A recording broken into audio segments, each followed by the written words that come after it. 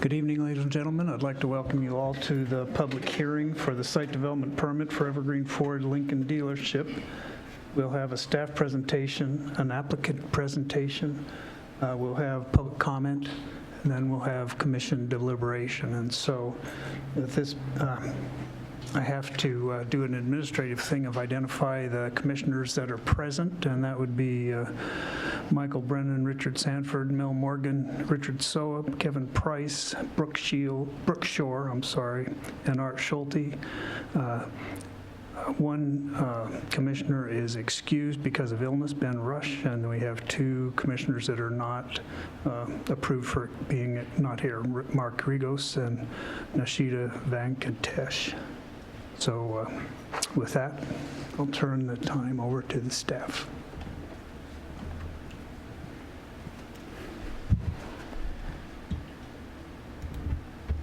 Good evening. My name is Lucy Sloman. I'm Land Development Manager, and I'm just going to take you through the quasi-judicial process at the beginning of this continuation of the public hearing.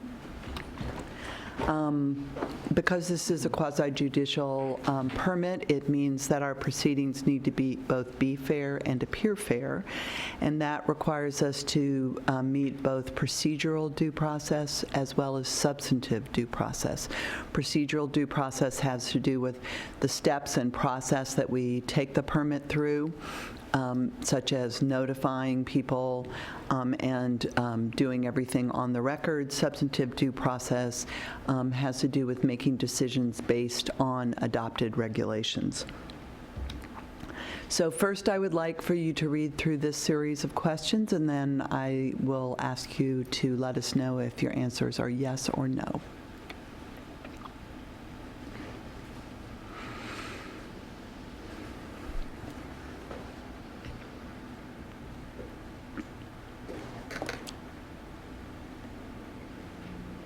How many commissioners answer no to all the questions?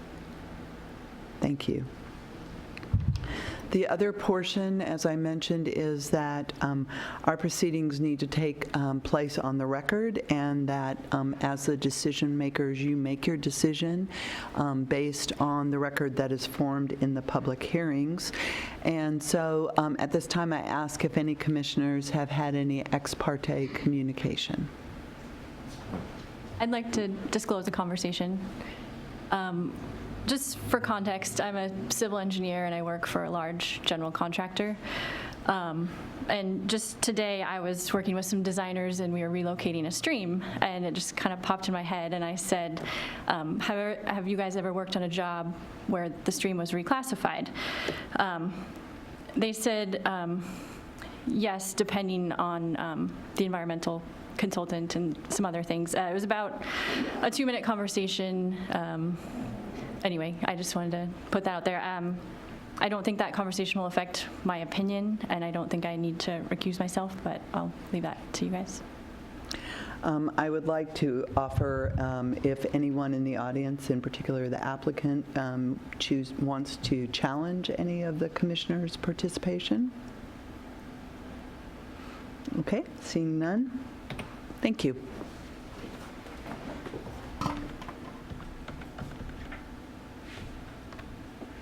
Okay, my name is Katie Cody. I'm a planning consultant with the Development Services Department, and I've been working on this project with the applicant.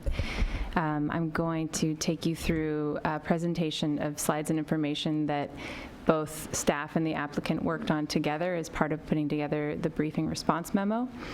And these are follow-up information, answers to questions and clarifications that were left after the first portion of our public hearing, which took place on May 1st. So just to give a little bit of context about the project, this is a proposed Ford and Lincoln dealership in the Eastlake neighborhood of Issaquah. Is that correct? Is it Eastlake? Yeah. Yes. Thank you. It's located north of I-90 on a site that is zoned intensive commercial. It's located near the Lakeside Industries property, which is, oh, mouse, there it is, down here. And As Commissioner Shore mentioned, there are some streams on this site, one of which was recently relocated. The North Fork of Issaquah Creek used to run through the site approximately like so, and it was rerouted to the northern portion of the site as part of the WashDOT culvert relocation project. And during that same project, a culvert at the end of a ditch here in the southern portion of the site was also rebuilt. This is the site plan for the building. The proposal is to house a Lincoln dealership, a Ford dealership, and a shared service and parking facility. Right now, the proposal is up to 4 stories, including 1 level of service and 3 levels of parking and vehicle storage. The applicant intends to build only the first 3 stories now and the 4th story later. And also on this the site plan, you can see the stream here on the site. So now north has been oriented to the left. The buffer, they're requesting a reduction from the 100-foot buffer to 75 feet, which is this darker blue area. This patterned area on the other side of the creek is also part of the buffer. And then the red indicates stalls that are slated for vehicle display and merchandise storage as opposed to customer or employee parking. And the reason those are shown differently is that the city treats different natures of parking stalls differently for calculating required parking, and because the vehicle display and storage doesn't function as a regular customer or employee parking, but rather more of a merchandising use, it doesn't count toward their parking, neither their minimum nor their maximum. Another thing I want to point out, which is a change from the May 1st site plan, is they previously had 2 driveways onto 230th here. They've consolidated that into 1 driveway, and the consolidation of the driveways into 1 resolved one of the proposed conditions that we had in the last staff report. They've also resolved some site distance issues here in the corner by putting a stop sign there. And other changes include the building is slightly smaller. It's slightly shorter on this edge. And then there's several other architectural changes that I'll get into shortly. So this is a perspective of the development. What's not shown here, which I haven't mentioned yet, part of the project is also a detached display pavilion building, which would be located at the, I'll go back here, it's this right here. The purpose of this building is partially to meet a code requirement that they have building along the frontage of East Lake Sammamish Parkway. They intend to use this for displaying classic cars and special vehicles and establishing a presence on East Lake Sammamish Parkway. And then also I wanted to point out, this is the off-site ditch tributary that does flow into the North Fork further off-site. So this is showing the current proposal of 3 stories. This shows 4 stories, so we're adding a level of parking here. This also shows the pavilion, although I believe the pavilion is also part of the 3-story scheme. Yes, they're nodding. Just was not shown on this image. And then this is just a different view. This would be what the development would look like as you enter the site off of 66th. Okay, this is the site as it would look entering off of 230th. Thank you, David. And so we discussed a lot in the last meeting that this development is located in the traditional Issaquah architectural district. It's in the central Issaquah sub-area and is subject to the newly adopted design manual as part of the Central Issaquah Development and Design Standards. Because it's in the traditional Issaquah architectural district, it needed to choose a style that was appropriate to the traditional Issaquah theme, and they've chosen the Northwest Revival style. So the Northwest Revival style is suitable for larger commercial buildings. The features include a strong vertical emphasis, masonry materials, depth and shadow on windows. And the site is also part of the natural context zone because it's adjacent to the stream buffer. And the natural context area has additional standards that it's required to meet. So I wanted David Estes, the applicant's architect, to come up and walk through some of the changes to the architecture of the building that they've made since the last meeting. My name is David Estes. I'm the project architect with Stroke Camp Architects. I'm left-handed. All right, if you just use the arrows, that will advance the slide. Advance the slide, I'm more. At our first meeting in May, one of the commissioners' comments and some of the general comments that came out is they didn't feel that there was a strong enough vertical emphasis in the building. What we've done is increased the number of columns and made a very strong vertical emphasis and scale and repetition in context with the Northwest Revival style. We've also changed the building materials. We're going to get to that in You another will- slide, so okay. maybe that's enough. And maybe mention also the Yeah,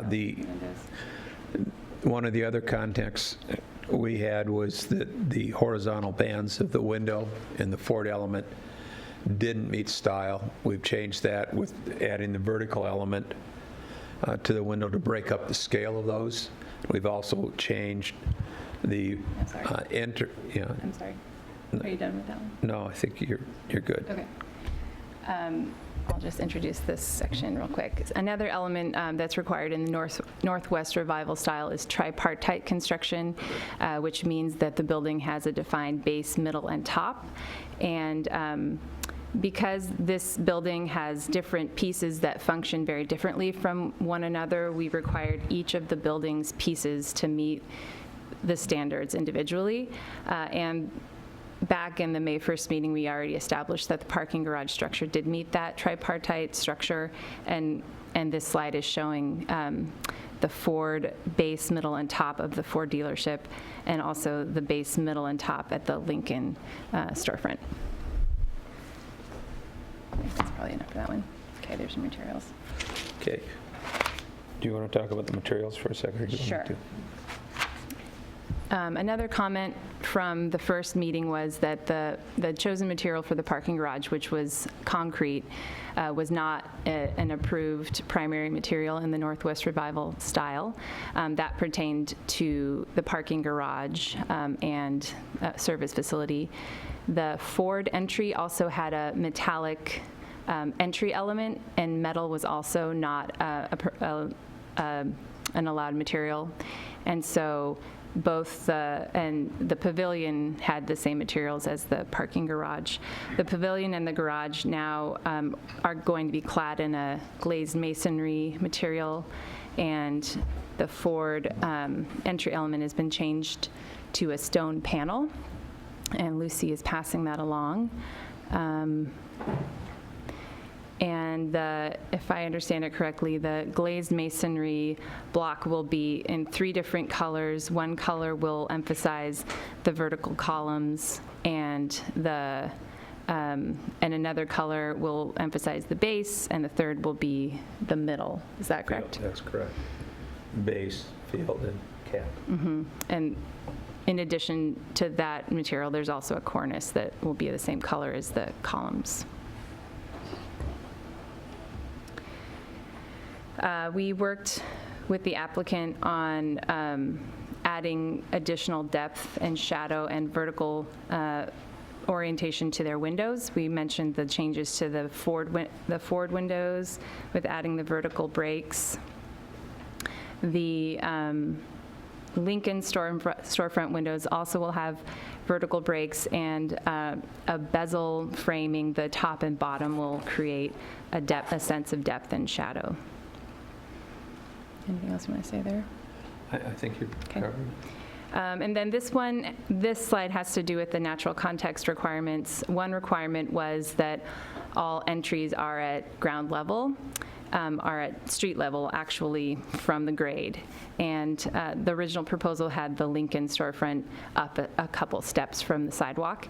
And now they've revised the site to include a mounding of the sidewalk so that entry can come directly from the grade.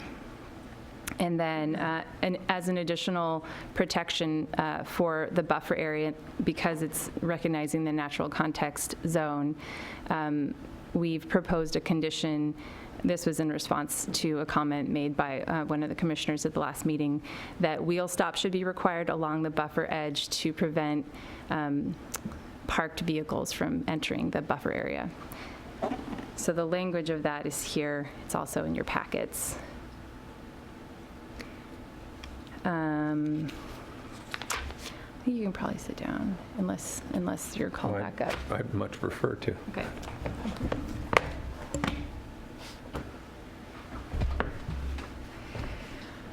In the last meeting, the commission asked about some more information about how the cars would be screened in the parking garage. This scheme is showing the 3-story version, and most of the parking will be screened by low walls that'll cover up 3 or 4 feet of the base of the car.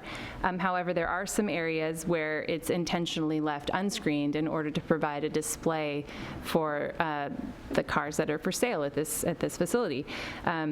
These are highlighted in yellow, and the little arrows here are trying to indicate, it's difficult to see, I apologize, trying to indicate where someone would be able to see these unscreened display areas. And essentially they will be visible from East Lake Sammamish Parkway and a little bit from I-90, although I-90 is a bit set off. I'll show you a picture of that later on in the presentation. And they've also provided screening in the rooftop area consistent with code, with vegetation and perimeter treatments and trellises. The commission also asked for some additional details on the pavilion. This is showing the new materials at the pavilion. The applicant was also required to add some additional alternative frontage, because it's required that that frontage along East Lake Sammamish Parkway is filled with building or an alternative frontage. So they proposed this trellis as an alternative frontage in order to comply with code. This slide shows a little bit more about the view. So here's the project location. I would note that this is an old photo. It looks like that's before the stream was relocated. I-90 is down here. This blue arrow shows the approximate direction of this shot here. So you can see that the site is visible beyond some trees. The trees on the site are proposed to be taken out. At this time, they're not proposing to remove trees from the WashDOT buffer, or sorry, the WashDOT right-of-way area. And there was also a question about lighting, and the project will not be allowed to project lighting toward I-90. There's also going to be requirements to prevent light spillover, especially into the critical areas.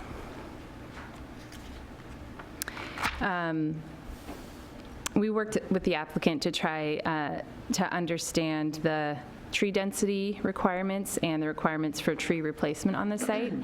And I wanted to point out that we've revised the condition that we originally included in the briefing response memo, because as staff dug into the code a little bit more, we realized that the way that we had been calculating the replacement requirement was incorrect.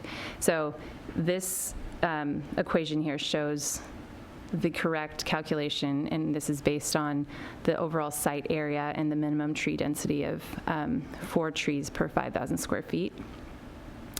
The current set of landscape plans proposes 59 trees on site, which leaves 51 additional replacement trees that would be required either on an approved off-site location or paid into the tree fund. And I just wanted to point out that the number of significant trees, that is based on the project site, and so that's not likely to change. But the landscape plan is still in the conceptual form and will likely change. So they may add some trees, or they could upsize trees on site, which would change the number that they're required to replace off-site or pay into the tree fund. So this is the revised condition, showing the 110 trees that would be required. And next I want to talk about the water feature running along the southern portion of the site. This is shown here as a ditch on the site plan, and the city currently has this water feature classified as a drainage ditch. It doesn't meet the city stream classification requirements. Others have pointed out that it does have habitat features that can be hospitable to salmon, and juvenile salmonids have been seen there. As I mentioned earlier, this culvert at the end of the ditch was recently rebuilt by WashDOT. And as part of the culvert replacement, some plantings were put in alongside the ditch. I think I have a photo. This is showing a photo from, I think, last week or this week. So there have been some plantings alongside. This is showing a different time of the year before the culvert replacement took place. So clearly there are times when there's no water and times where there's a lot of water. So the city doesn't recognize it as a stream, although we recognize that salmon can access many different water features, including ditches and streams and creeks. And so because of that, we wanted to make sure that we protected the salmon habitat there. So through SEPA, we've required that the applicant plant the entire portion of on either side of that ditch to meet the King County guidelines for critical areas planting. And this would apply, I'm going to go back, not only on their side but of the ditch, but also on the far side along the entire southwestern property line. The North Fork of Issaquah Creek has a 75-foot reduced buffer, and within that 75-foot buffer, there are portions that are off-site where required frontage improvements will be constructed. Those are highlighted here in yellow. And through SEPA, the city is asking for additional mitigation to mitigate the impacts caused by the frontage improvements. We're asking that the applicant do enhancements along the entire buffer area, even the off-site areas here, also the areas on the far side of the stream. They've already been required through code to have wetland plant or mitigation plantings and enhancements in this near side of the stream buffer. So this is the language of SEPA condition number 5, that the entire area on the off-site the off-site buffer area has to be planted consistent with King County critical areas mitigation guidelines, and also mitigated with enhancements such as adding large woody debris, trees, shrubs, and ground cover, spawning gravel, upsized trees, etc. Another item that the commission asked for additional information on was the status of the floodplain on the site. The floodplain currently mapped on this site was associated with the original location of the North Fork here. The North Fork used to be a lot higher up on this site in regards to depth and surface of the ground. In the relocated alignment here, it sits much lower, and therefore the floodplain has changed quite a bit. So the applicant is currently in the process of submitting a conditional letter of map revision to FEMA to officially change the floodplain to reflect the new location of the stream. And staff is continuing to work with the application or with the applicant to review this Clomer application, and until the city approves the conditional letter of map revision, all of the flood hazard conditions that were proposed in the briefing response memo will remain on the project site in order to reflect the current flood mapping, and those can be revised after the Clomer is approved. I also wanted to note that the conditional letter of map revision will have to be, it's conditional, and after the project has been completed and surveys can be done of the actual topography, a actual letter of map revision will be required after construction completion. These are some conditions that staff have worked on with the applicant to cover the Clomer process. We can talk more about these if commissioners have specific questions. A final area that we were asked to dig into a little bit more is how the project was meeting the city's sustainability goals. Staff worked with the Office of Sustainability and the applicant to understand, first of all, what the city's goals were and what would be required of this project. And based on the Sustainable Building Action Strategy, the Office of Sustainability asked that this project meet a LEED Gold equivalency. They didn't ask that the project actually is certified LEED Gold, but they have a green building consultant that they work with who has filled out this scorecard with the applicant to try to actually quantify the points that they would earn if they were to seek the LEED Gold certification. And we recognize that this is a difficult project to meet this high of a LEED standard, just based on the project requirements and the site and its location. So we're still working with the applicant to refine the design in order to meet the 60 points required to achieve that LEED Gold equivalency. As of this week, we're at 59 points, which is pretty good. And I think that's to be expected at this level of the development and the design refinement process, that not everything has been figured out. They haven't fully designed their mechanical systems or a lot of their other building systems. So we'll continue to work with the applicant with the goal of reaching that LEED Gold equivalency of 60 points. And here is a condition discussing that in detail. So that's the end of my presentation. And I'm going to turn it back over to the chair. So is the applicant, did you also include the applicant, or does the applicant have a presentation they would like to make? I'll get into this. We worked with the city on this presentation, and it's covered all the points that we thought were important to address from the May 1st meeting. I think the staff has put together a very good presentation covering those points, so we really don't have an additional presentation on the building. Excellent. So now I will reopen the hearing continued from May 1st, 2019 at 7:29. And would ask if there's anyone signed up to speak, and we would encourage you to sign up so that we can make sure that we get names spelled correctly and you are people of record. You do not have to sign up, but if you choose to, we'd appreciate that. If you don't, we'd like you to step to the lectern, state your name, address, or relationship to the city, and limit your comments. There are a number of people, so let's try to limit comments to about 5 minutes.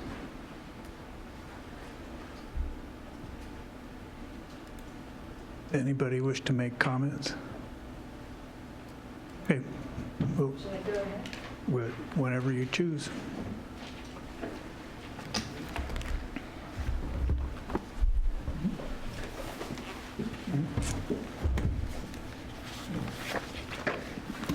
Good evening. My name is Joanna Bueller. I live at 4129 185th Place, Southeast Issaquah, 98027. And I'm representing Save Lake Sammamish. I'm on the board of directors, and I was the founder of that organization in 1989.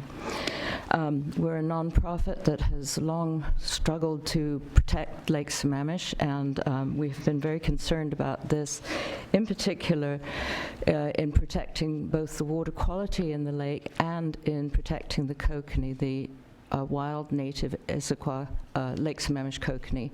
Much money has been spent by the community in protecting both the salmonids that use Issaquah Creek and its tributaries and the lake. And public monies go back through metros putting in sewers from Issaquah to Renton, and it's continued since then right up to the WashDOT reconstruction of and enhancement of the North Fork, Quad Creek. We are very concerned that by the city taking the designation of the tributary, the unnamed tributary, along between East Lake Sammamish Parkway and the subject property, that they're calling it a ditch. That's a designation that the city has chosen to take. However, it does not reflect the actual fact that now that the culvert is in, juvenile salmonids are using it.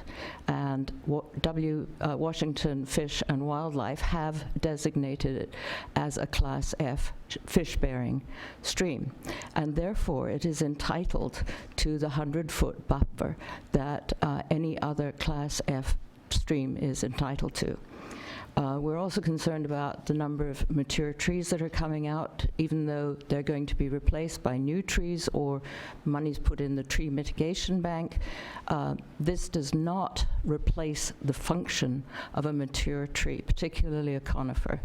And with so many of our trees in this area dying from the change in climate, I don't think we can afford to lose all of the ones that are proposed to be cut down. So I would hope that we could revisit that.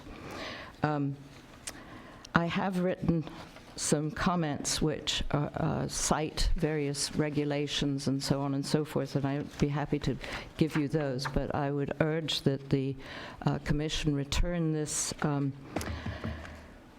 keep this hearing open until we can have a critical areas review and have that completed, covering this unnamed tributary, which is a fish-bearing stream, because it is not being looked after in accordance with our own code.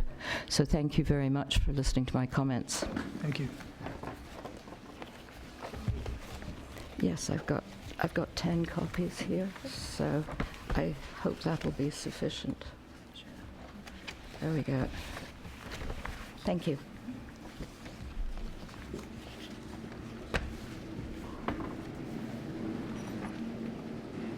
Are there others who would wish to make comment?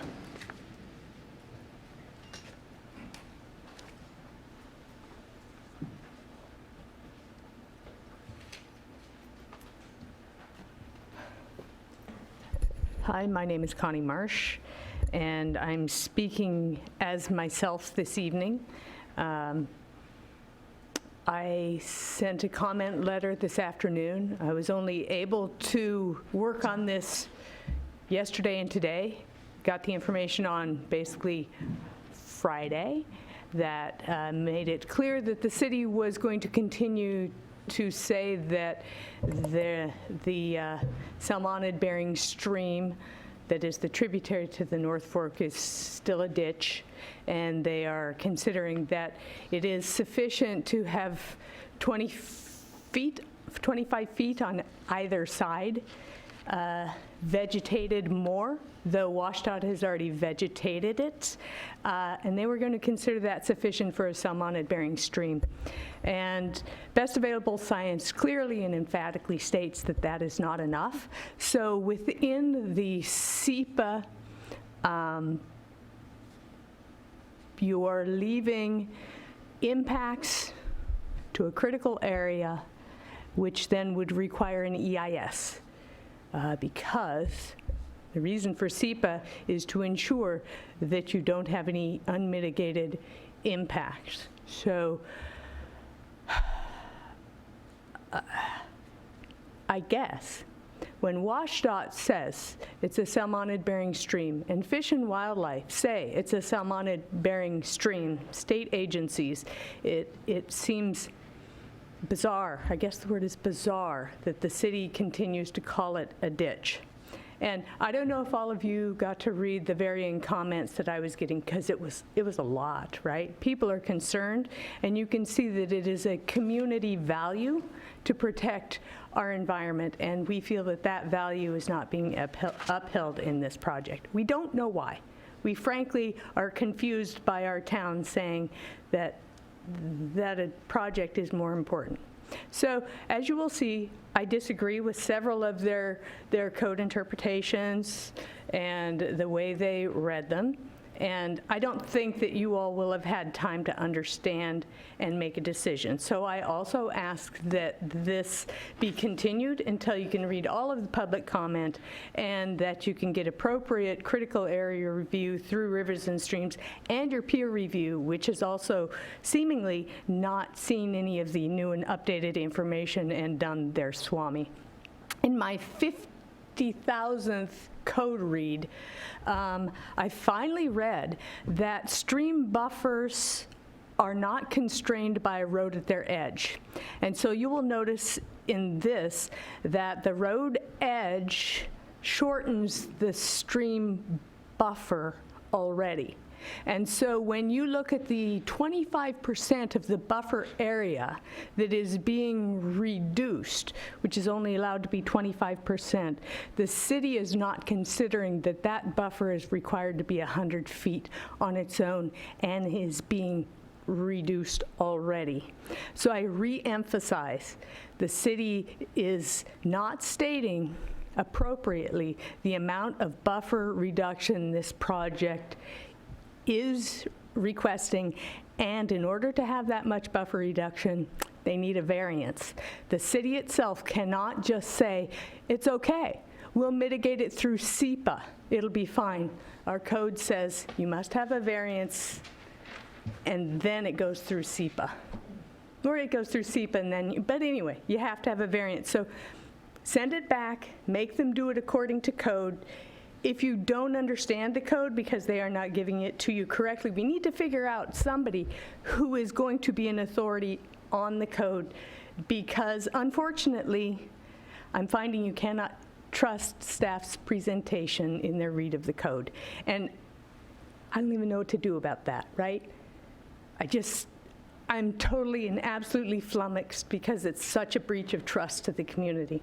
But it's your job to weed through it, and I have done all I can to try to make our critical areas awesome. Thank you.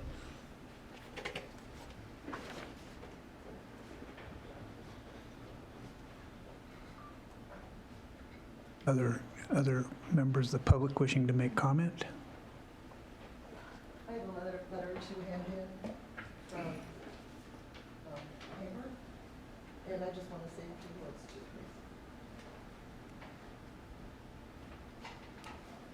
you. I came into this very late. I'm Susan Neville, 23-year resident of Issaquah. I have a little bit of background on what's going on here, but not very much. But when I see a mitigation that is saying that they're going to plant extra plantings in 25 feet and reduce that buffer zone, I don't quite see the mitigation there.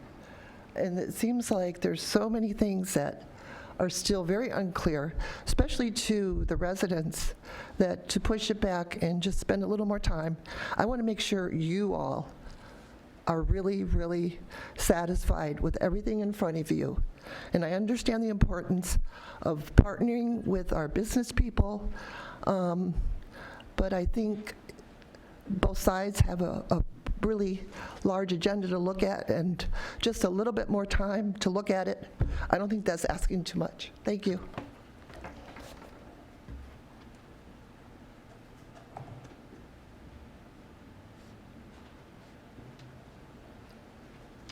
My name is Mary Lynch, and I reside at 2690 Northwest Oakcrest Drive.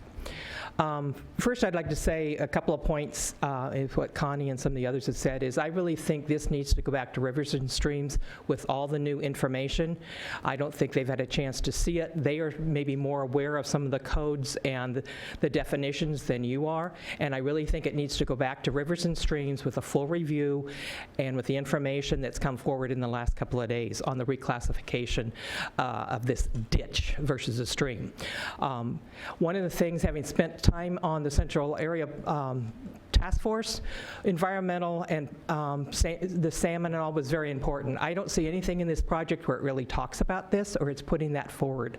And some of the things we went back and redid is to make sure that we value our environment. And I don't think this project as it stands does that.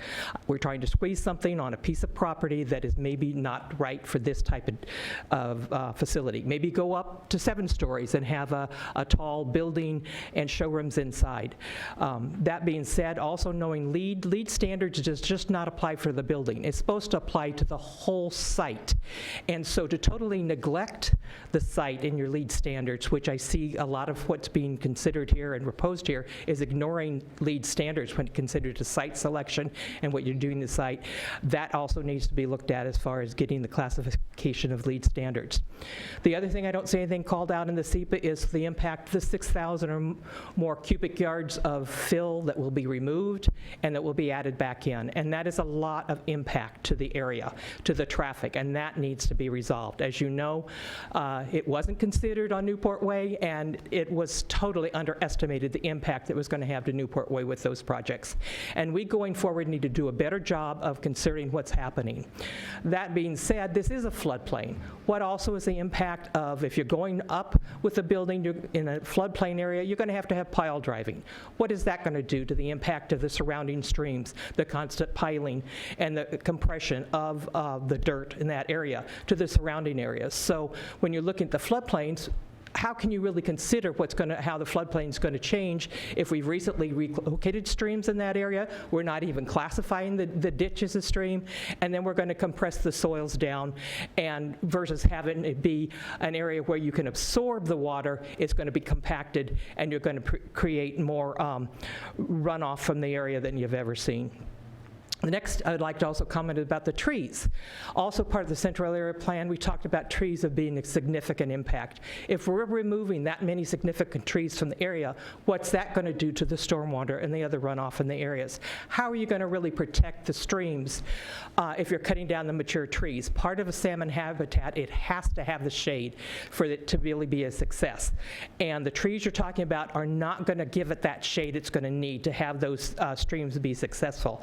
And WashDOT, they spent a lot of money when they redid this several years ago. We also were impacted for a week where we couldn't even use that when they put those new culverts on. And if we are totally annihilating some of the work that they did, those are tax dollars that we're going to lose, and it's going to go down the drain. And I have yet to see the city, when it says they're going to relocate the trees to some other place, clearly say where those trees are going. If they go into the fund, I have yet to see the city really say where that fund is being spent. So there's really any accountability. And as of yet, I have failed to see the city do a tree canopy. So they really know what the impact of removing these large trees is going to have overall on the canopy of the city. And we should be seeing this. Every time we cut down a tree, we need to know what is going to impact the overall tree canopy. And we can't do that because we don't have a tree canopy study yet, which I know it's not part of your job, but you need to stand up and start supporting that so that we can have a city that we are proud of. Thank you.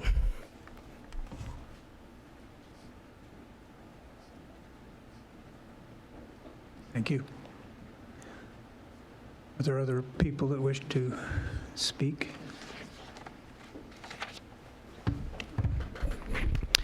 Hi, I'm John Gardiner. I live at 5349 228th Avenue in North Issaquah. I've been a resident of Issaquah for many years. We have a Ford at our house among our cars. And I've also been an executive of multiple companies that have been hundreds of millions to billions of dollars, and I know how to create jobs. I know the importance of taxes. I know the importance of creating jobs. I know what it means to be able to partner between the business and the city. What I also know is we're at a critical time in the world. in our entire history of the planet. Right now, July was the hottest month on record, and we continue to see an increase in carbon. I completely agree with those that have come before this committee to say that replacing a mature tree with a new planting is not the same. It is not equal. It is time for us to take action and take this responsibility seriously. At the same time, we've heard people say that we're concerned about water quality and what happens on Lake Sammamish. Clearly, we can see the residents of Issaquah are impacted by the water quality of Lake Sammamish and our enjoyment of that water, and also what happens obviously downstream to Lake Washington and going out to Puget Sound. It is our responsibility, because the watershed starts here, that we take care of that water quality. Part of also that comes with that is taking care of the salmon. We know that the salmon, with the increase in water temperature and the destruction of habitat, have been decreasing the Chinook at an alarming rate. We watched with horror last summer when the J-pod of the southern resident orcas, Tahlequah, lost her baby and carried it for 17 days in what has to be a gut-wrenching display of grief from a mother. She carried her child for over 1,000 miles, and when she carried her baby, she had to carry it on top of her blowhole. And every time she decided to take a breath, she had to drop her dead baby to take a breath to keep her own life, and then go back and get her baby again to carry it with her. That's because the southern residents don't have enough salmon to eat. And we need to protect the watershed that creates that salmon, that helps our entire environment and economy. And on that note, the city of Issaquah is known for one event more than all others combined throughout the year, and that are Salmon Days. That's what attracts people to this community and brings people out, and we need to do our part to make sure we're keeping true to that and protecting the salmon that we call home here, that attract people to Salmon Days each year. The building is beautiful, and they've done a nice job on some of the revisions and some of the materials that they're using, and I like that. And I can understand wanting to have signage and everything else, but I also say they do have alternatives. They can go higher if they want. They need to be able to reduce the footprint. They need to keep more of the mature trees. They need to have more water to be able to have runoff get naturally absorbed, rather than pouring pollution into the ponds, into the streams, into eventually the North Fork, and into Lake Sammamish. We need to do what's not easy, or what we may be able to fit in our code or in our requirements. We need to do what's right. We don't have time anymore to be able to punt decisions that come with destruction of habitat for our environment. Thank you. Other comments?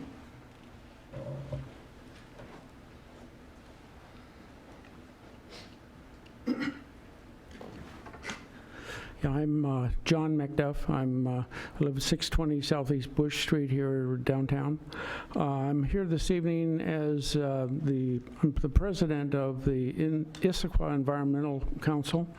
I submitted a letter to Ms. Sloman for distribution to you here earlier this morning. Hopefully, I'm not sure that you've had a chance to look at it. It contains a lot of detailed information that I think you need to refer to and be sure that you're taking into consideration. My own biggest concern I have really is with that designation of that tributary that comes in along the would be the east side. It's just unbelievable that you could call that a ditch. I mean, it has, and there's a video that's attached to the letter that I submitted that shows that and shows the amount of the water that is flowing in it. Right, well, it wasn't flowing in it yesterday or the day before. It actually seems to contain more water than the main North Fork itself. So to consider that as not as a real tributary, as a real stream, is just unbelievable. Okay, thank you.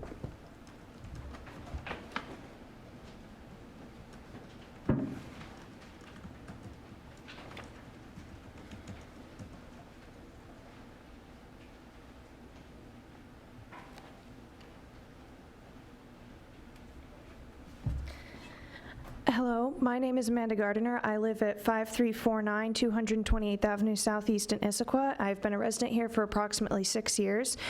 And I will be the first to admit I'm not an expert on this subject. I only found out about this project about an hour before this meeting started tonight.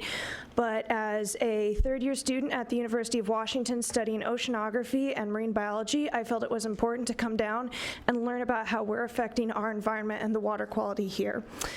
From what I have seen, it seems that the applicant is making great effort to try and comply with the codes that the city has put, but I still feel there needs to be more. Whether or not we qualify this tributary or so-called ditch, as I feel is an improper term since we do know that juvenile salmonoids live there, whether or not we call that a watershed, it is part of the Salish Sea, and all the water that flows through the tributaries in the Issaquah River will eventually make their way out to the Puget Sound. While the Puget Sound might not be a part of Issaquah, if we care about our environment, we know that we are the first people that can help save our salmon and save our killer whales. Saving the killer whales does not start by having great grand efforts of saving them or huge coming together. It starts here, where we can help create better environments for the salmon to create more fish so that they have more to eat, and we can stop the contaminants and pollution here. One of the greatest problems for the southern resident killer whales, as I would know, I've studied under Dr. Deborah Giles, one of the lead researchers on the southern residents. The problem with them is bioaccumulation. Toxins enter their food. They eat their food, and the toxins from their food get transferred to them. The reason for their miscarriages and their problems with being able to reproduce start because of the toxins and pollutants that we have in our environment that get transferred to their food that then gets transferred to them. They're at the top of the food web, which means that everything we put into our water ends up in the southern resident killer whales. And as a resident in the Salish Sea, I feel it is important that we make sure we are the first and foremost warriors that are standing against those pollutants ever entering the environment in the first place. We cannot get the pollutants out of the whales once they're there, so we need to be responsible because we are the people that can stop them. And from what it seems here, we need a greater buffer zone to stop pollutants from entering the rivers. By having it so close to the river and not having the proper barrier between where the development will be and the river, we will have a greater level of runoff that will be going through this development and into the river, which means more contaminants will be entering the environment than there is before. And personally, I think that is unacceptable, as I think if Issaquah really wants to make itself known, we need to show ourselves as stewards of the environment and that we are doing everything we can to take care of the Salish Sea and to take care of our home. Thank you.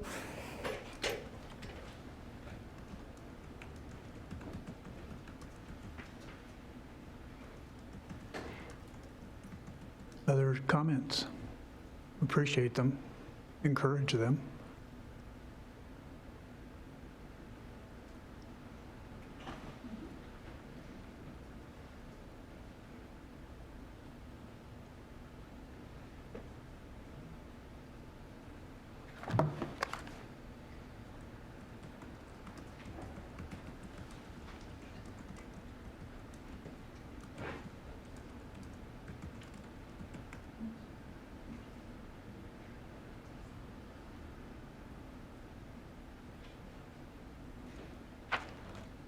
If you feel like making a comment, I would encourage you, this is your chance.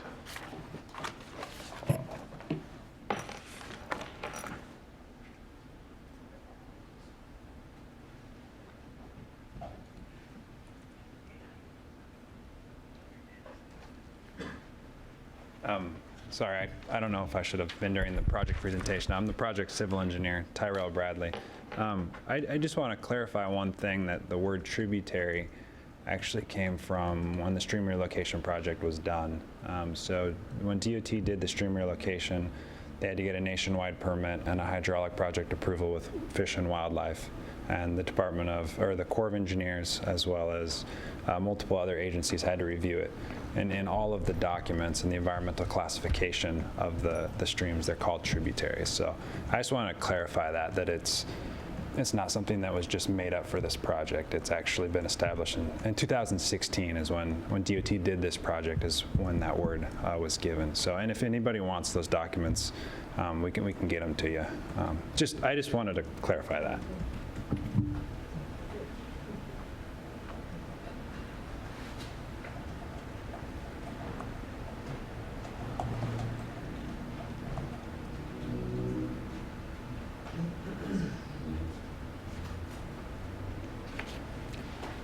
Good evening. My name is William Elliott. I live at 4351 186th Place, Southeast Issaquah.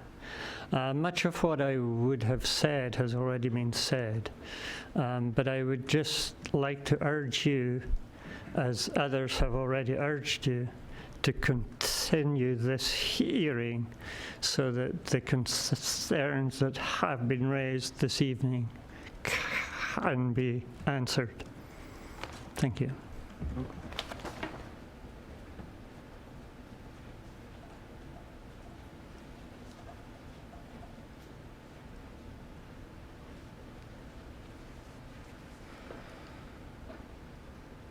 Other comments, final call?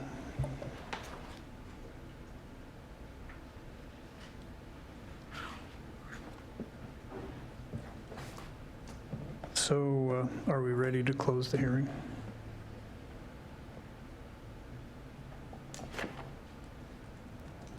Sounds like it. So the public hearing is closed at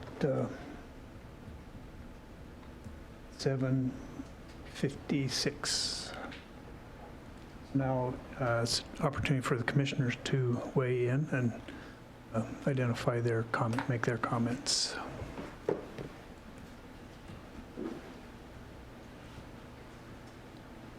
Not all at once, but. So just a suggestion on maybe how we proceed. So there's kind of segments of information that were in the response memo, and maybe we can tick off some of the things that might be a little simpler to process to get started. There were some design elements that we heard about from the architect and from staff, and maybe we could kind of, any questions about those that may remain, we could maybe get through those. Obviously, sounds like a lot of the deliberation and questions may be around the environmental issues related to the project. But Why don't you just lead as a suggestion. why don't you lead the way? That's a good suggestion, and we'll look at we'll focus on the design elements first and postpone the serious discussion of the environmental issues as soon as we get done that. Okay, then, Mr. Chairman, I have just a couple quick points. Regarding the design, thought that was much closer than before to the revival style. Really appreciated some of the redesign elements, the additional verticality, the change from concrete to steel building with masonry skin was great. And overall, think it has just a more consistent rhythm, having all the display cars on the second level, on the third level rather, instead of on two different levels. Really appreciate that. One question regarding the two phases. With when there's only phase one, does that mean we would not be seeing the top level cornice and some of the architectural elements that are on the top? The cornice is a pretty critical element of the Northwest style. And if that's true, do you have any idea of the amount of time there would be between phase one and phase two implementation? Let me answer those questions. One, the cornice exists and it is relocatable when we add the extra tier. The extra tier, the phase two, is a market condition, market-driven decision. It could occur when we build the initial building, or it could be years down the road. Market-driven condition, requirement for spaces. But the cornice exists on the two-story or three-level scheme, and then is relocatable to the upper level when we add it. Okay, I think there was some, did you have some additional architectural elements up there on the top as well? Would we see those in phase one, or are those just phase two?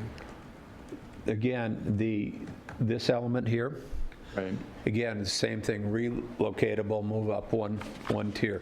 Everything moves up one tier when we build the next tier. And again, a comment I would add is the maximum height allowable in this zone is 48 feet, and we're going to 44 feet.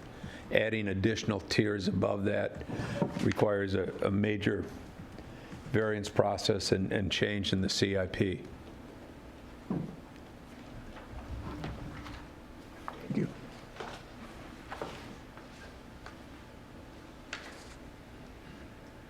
commissioners, more design-related issues? I've got one question for staff, I think, and this is page 17 of 122, and it has to do with the small Lincoln Jewel Box building. Minimum ground floor height is 20 feet. It says the building will only be 18 feet. And I guess I'm wondering, the conclusion is, although the Jewel Box portion is slightly lower than the required 20 feet, staff has interpreted the scale of the Lincoln dealership to be substantially compliant with the scale standards of Northwest Revival. I guess just I'm trying to understand we have a minimum of 20 feet, and we're saying it's not 20 feet, it's 18, but we still think it meets the requirement. So the portion of the building that you're talking about is here, and I'm trying to find the other half of it. Basically, you're right. We decided that this smaller portion that stands out as an architectural feature of the Lincoln franchise design as a jewel box was 18, or it may have even been. Was it higher than? Was it 20 or? So it was a little shy of 20, but the rest of the building met that 20-foot ground floor height, and that feature kind of extended out as a standalone feature, and we felt that it was minimal enough in the context of the larger building to be substantially compliant.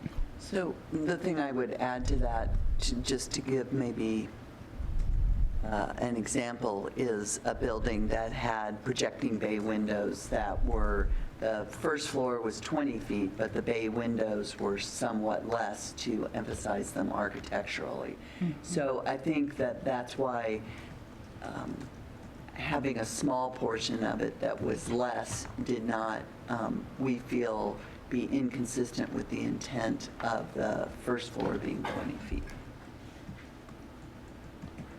I guess I still have a problem, though, because we're in essence, I think, saying the code would say most of the first floor has to be a minimum of 20 feet.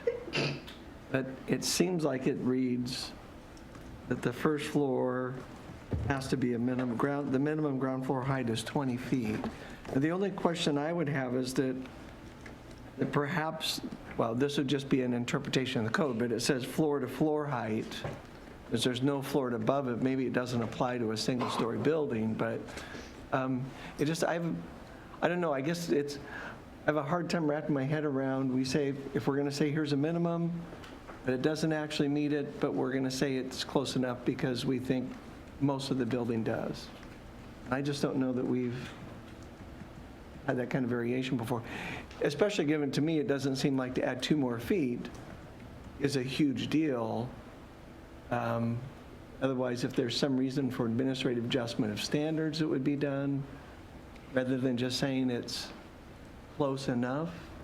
Well, the first thing I would say is that's why we're having this conversation. Second, there is no adjustment of standards with the design manual. So we're having to, and as we all know, we're learning how to apply the design manual. I think we tried to think about traditional architecture. That's why I mentioned the bay window example. But of course, that's why we're having a conversation with the commission to understand if you concur or not with the way we are looking at the application of various rules when we have a more complex structure that has these other components. Can I just follow up on that question? So what's the design challenge in meeting the 20-foot minimum? I mean, is there a hardship for some reason that can be accomplished? As we worked with this project and with the city on their requirements, Ford and Lincoln have requirements, and this jewel box is one that they will not move on. This height and the condition of that jewel box is something that Lincoln has said that they will not vary on. And we have changed a vast majority of this building to comply with the city standards and code, and Ford has moved with them, but this is one they said this is part of the key of the design, and they've indicated they will not move on this. And that's the reason we haven't raised it. But as Katie's brought the elevation up, you can see it's about 10% of the facade along, maybe a little bit more than 10% along 230th, that is the lower elevation. That is the Lincoln Street elevation you're seeing there in the top, and it's only, yeah, I think that picks it up, that partial elevation. This is the only piece, about 18 feet, that is under 20 foot out of 100 and some feet.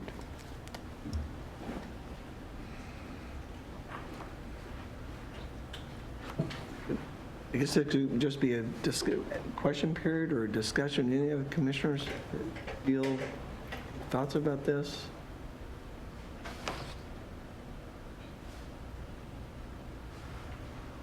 I guess my question would be, in other jurisdictions or other areas, I mean, have they always complied with that height requirement?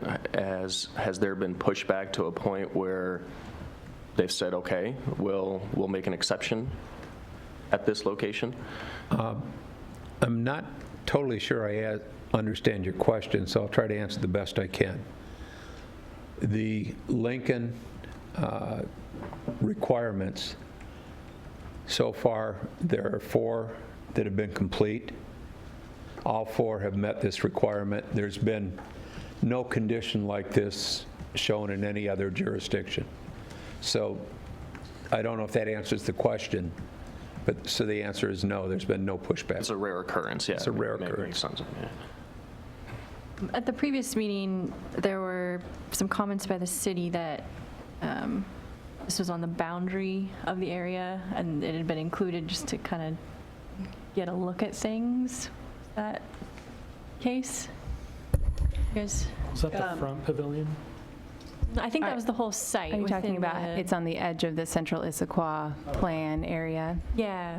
And the majority of the intensive commercial properties were removed from central Issaquah. However, this property was intentionally retained as one of the gateways.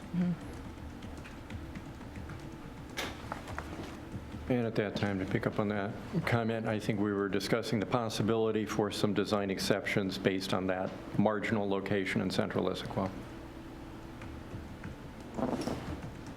Well, so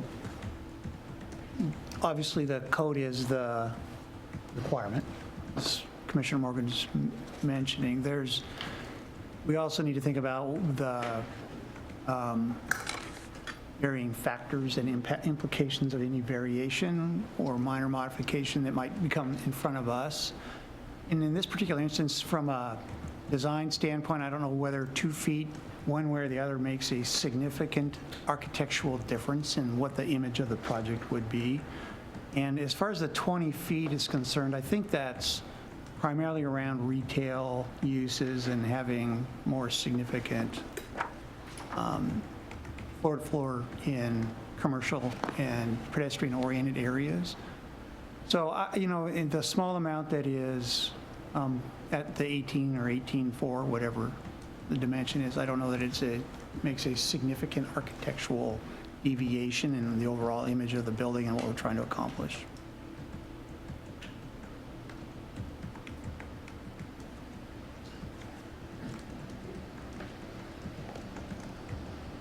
Commissioner Morgan, that satisfy you? Well, I guess this is I think it's a really good test of, it's the first time we're going through these guidelines, and I appreciate the applicant being a one of the first people to actually have to go through these new guidelines that we're working on. And I guess it's sort of I guess like some of the other things in the architectural guidelines where they're appropriate, not appropriate, and some of these things we're saying we think it fits in there because some are kind of squishy judgment. This one seems more like it's a stated minimum 20 feet. And I don't know, I can understand the comment about the idea that, well, it seems like it generally fits. And I guess this in my mind would open up to any other portion in here that would we be reviewing these with the idea that it generally fits what's appropriate. And maybe that works. Like with FAR, it can be a minimum that's a stated number, those kind of things. But if it's design guidelines, there's a 20-foot minimum more of a suggested appropriate as opposed to it has to be. I'm very curious to hear what other commissioners would think about that. So, I think the choice of the use of the word appropriate for that section heading throughout that guide may get to what you're talking about to some degree. We're not saying requirement shall be, we're indicating those examples that are appropriate. And there are other places in this design that aren't necessarily to the letter. As you say, one is quantitative and the others are a bit more subjective. But my overall sense is that simply because some of the specifications in that guideline are quantitative, they're still within the realm of appropriate or highly recommended or guidelines that we should adopt in evaluating the overall design, but not specifically absolutely prescriptive in every case. That's just my sense.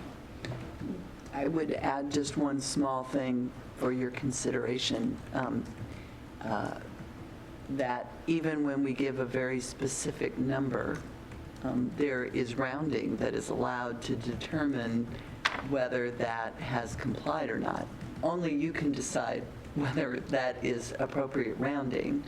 When something has a limit of 2, if it's 2.2 or 1.75, it rounds to 2.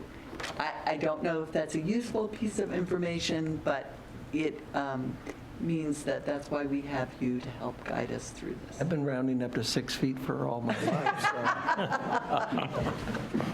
So. And I guess the other question raised, I totally understand. I think I tend to lean that way. I guess one of the questions would be lean what way?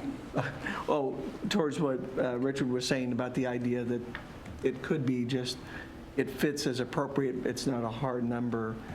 I do wonder, like buildings up to 7 stories in height or maximum allowed, so the way this is written, if there was a higher height that was allowed, and somebody said, well, no, you can only build 7, theoretically it means you could build 8 if 7 is appropriate. But I just want to make sure. I think I would agree with that it's appropriate, but I think it opens the door to a lot of other interpretations like this. I would lean towards Mr. Brennan as well, saying that a foot and 6 inches or foot and 8 inches is not going to change the world. And if we were talking, it's always going to boil down to when we have an objective number that we get to apply some subjectivity to it and realize that in this context it may not be the end of the world to accept that it's close enough. I echo my fellow commissioners' comments as well. I mean, I see this as, again, being a very minimal difference. To me, it's not a dominant facade. I mean, there are higher facades behind it, obviously.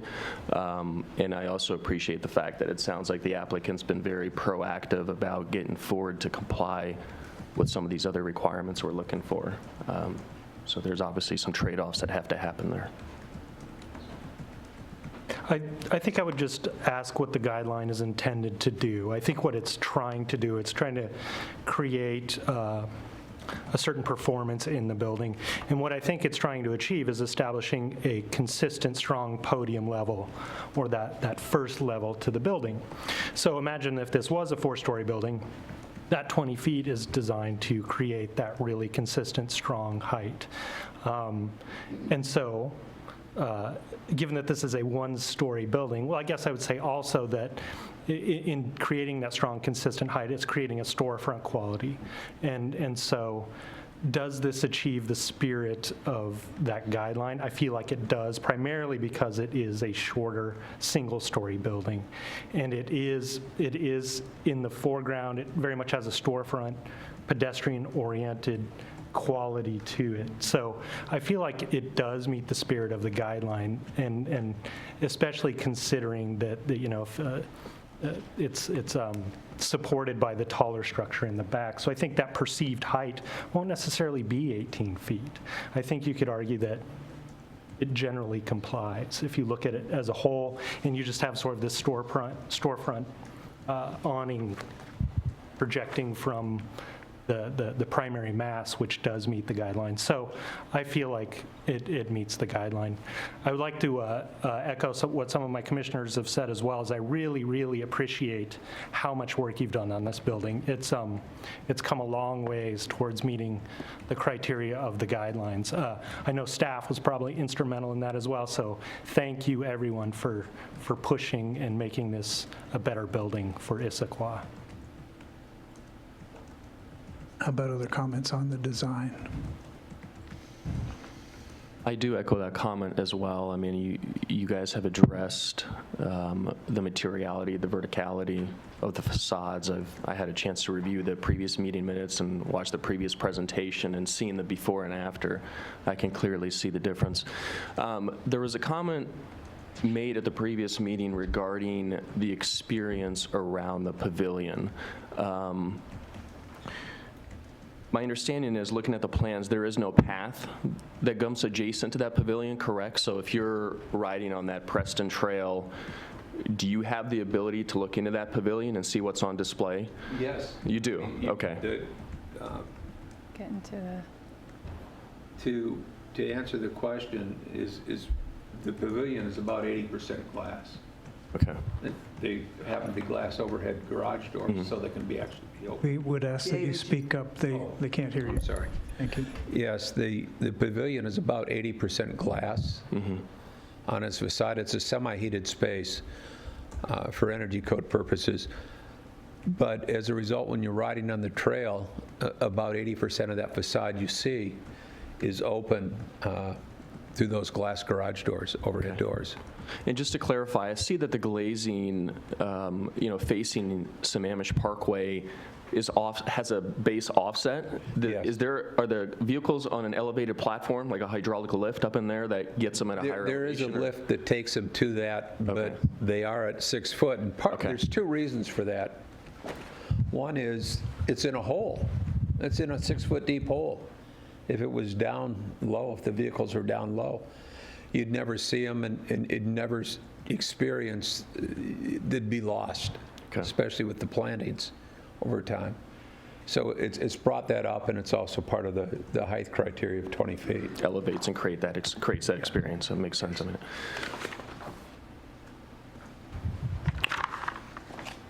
Just a quick comment about, or question, I guess, about the rooftop screening. And I know that a lot of the detail in that gets designed with construction drawings, but can you describe what the visual will look like from, say, street level or grade?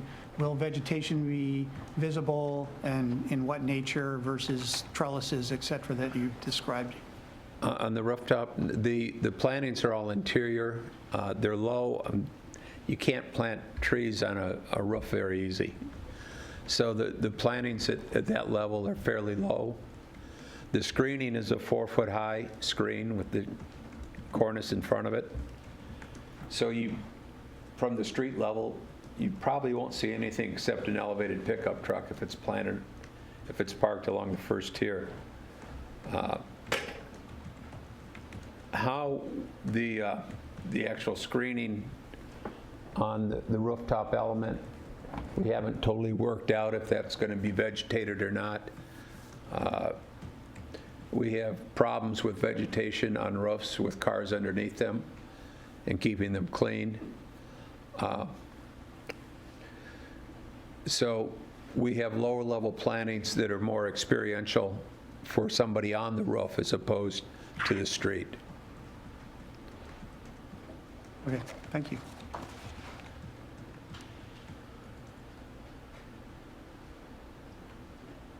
Can we talk a little bit about the lighting too, especially on the rooftop itself? I think it's mentioned that lighting is still in the design stage, perhaps. It would be covered later during building permit, but I'm really sensitive to what that rooftop lighting will be, because that will be visible from lots of different places. The rooftop lighting, and I actually have a meeting on it next Tuesday. We're looking very much at keeping that lighting low. We're limited in height to the poles being 12 foot tall on the roof. It's all down light. We aren't going to let any bleed off. That's our intent, is to use bug 3 standard for lighting, to hold that light just onto the roof. That's primarily employee parking with limited public access. There should probably be no public access to that level, either when it's the 3rd tier or the 4th tier. As such, the lighting levels aren't going to be very high. Okay. Thank you. And that'd be something staff would be reviewing as part of a... Right. There are lighting levels shown. David is correct that they're limited to 12-foot fixtures on the roof, full cutoff, no light spill. Those are all standards that are in our lighting code. So we work with a lighting consultant to review both either the photometric plan or the, and then David may have used a term that you aren't familiar with, which is bug, which is the way lights are evaluated now. It's not simply just the level of lighting, but the bug stands for back, up, and glare. So that's right. Anyway, there are 3 different characteristics of lighting, and lighting in different situations. Each of those factors is evaluated for that fixture in that location. And so it's a fairly detailed review, and that's why we tend to do it as a construction level review, because those criteria are established. And the one other thing I'd add, and I think Katie touched on this, is that with critical areas, the light spill is limited to 0.3. It's a very low level. Thank you. I would like to ask, in addition to that, Lucy, in part of that review, does that require the production of a nighttime render of the project in terms of what that lighting looks like and as it works together, opposed to just a kind of a daylight, like a nighttime render? Is that part of your review? So if you mean like a perspective showing right, yeah. I would say Okay, no, okay. because that would be a more subjective evaluation. Okay. It is a very sort of specific engineering evaluation based on the pattern, level, and throw of the light from Understood. the specific fixtures Thank that you, are yeah. selected. Okay.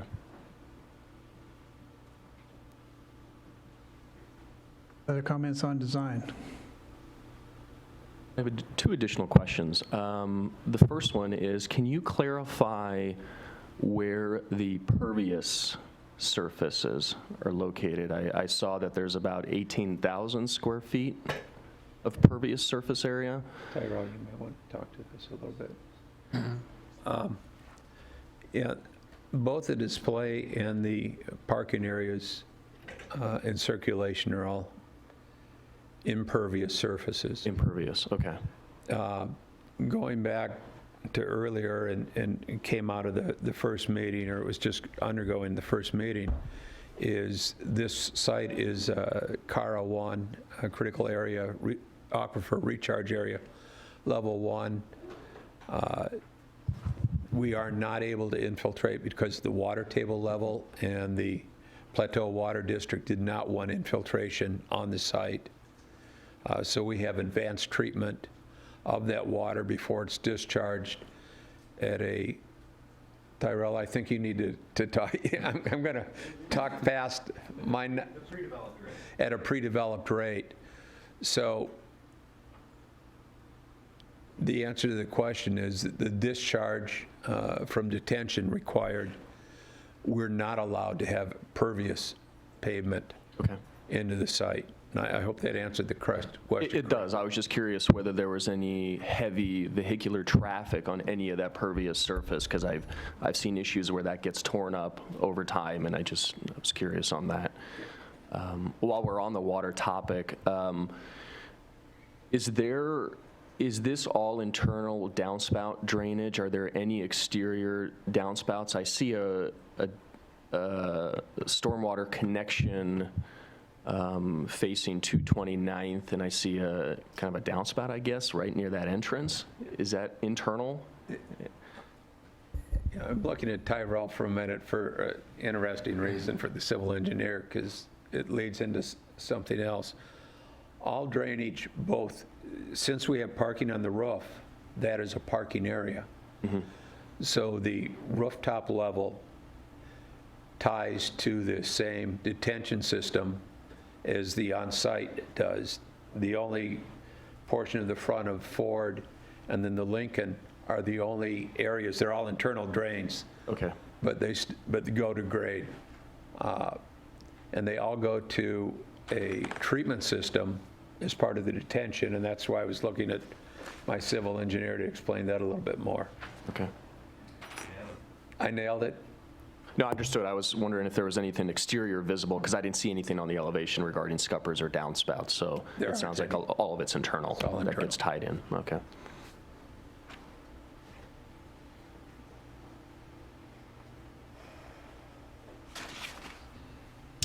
Enough on the design. We go to the heavy duty, the environmental issues. I've got one, I guess, mitigation planting question that might be a minor one.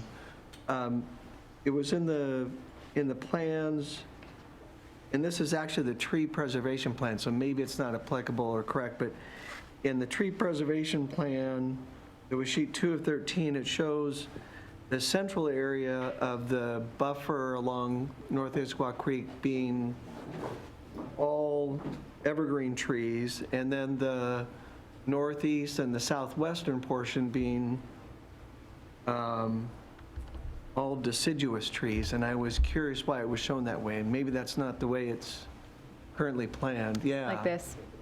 I didn't understand that. Mark, I think you're best to address those issues.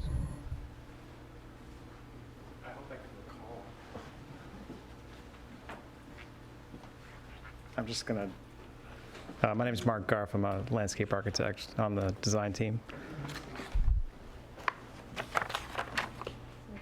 These are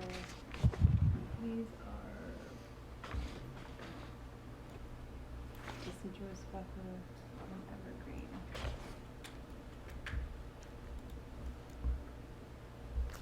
If I recall correctly, I believe we did that as a concession so that the dealership could have a little bit more light into their building. As you know, our native conifers can get 150 feet in height over time, and so by planting the lower deciduous trees, we felt it had the same habitat value because of the density of the planting and the diversity of the species, but just less overall evergreen tree height over time. So I believe that's why we did that. It was 6 months ago, so. Thank you. All right. I have a general question. So after the commission, all these plans go to city design staff for review and approval? Is that correct, or how does that work? So the land use permit, which you're reviewing now, sets the framework for the construction permit review, which staff would do. However, just like the lighting, we would continue to work with our stream consultant, for instance, or if there was geotechnical reviews, we would use a consultant. So areas in which staff have sufficient knowledge to do the review, we do them. There are even times when, for instance, we need outside building plans examiners because the type of construction, we just don't have the right level of expertise. So it could be that joint review. It will be that joint review. I just can't say on every topic which ones would be staff and which ones would be our consultant. So I have a question about the water course in question. Is it fully contained in the WashDOT right-of-way? Is that it doesn't broach the property at all, right? That's right. The property line is here. And so the nature of it, I've heard it described a couple different ways. What is its source? How is it made? And is it indeed a tributary to the creek? Or, yeah. I was unclear on what's Yeah. feeding what and where it came from. I'm not sure if I'm the right person to talk about how it was made or what goes into it, but I can tell you that further, so this is coming in from this direction, the North Fork's coming in from this direction, and just off-site on the other side of East Lake Sammamish Parkway, they join and eventually enter into a wetland complex. Okay, but we're not clear on the source other than runoff? Well, There is, no, that's okay. I don't have a complete answer either. Issaquah Highlands up on top of the hill, their water comes down and at least a portion of their water is feeding this. There may very well be other sources. I will just add that both the applicant's stream consultant and the city's stream consultants are here this evening. I don't know if they would have more information, but they are available to help answer your questions, as Katie and I are not stream experts. Sure. If anyone wants to comment on those questions, please do.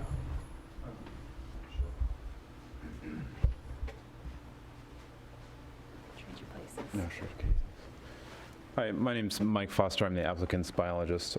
So I just have to start off by saying that this water course wasn't a part of our study that was included in the critical area study that was submitted as part of the design package. So I may have partial information as well, but I feel I'd just add something to discussion. So I think there are a couple of stormwater ponds on the Cadman property or on that side of, is that 266? And it's saying First Avenue North on my, an aerial, would that be helpful? Sure, that'd be fine. So I believe the stormwater ponds discharge to, a portion of this water course receives water from the stormwater ponds. So there's my incomplete answer, but that's what I have. And I would also, when I'm doing this in my head, so I apologize, it's coming up slowly. There's also a WashDOT stormwater pond that is located just, do you know where that is, Katie? You see where it says, don't zoom out, zoom back in?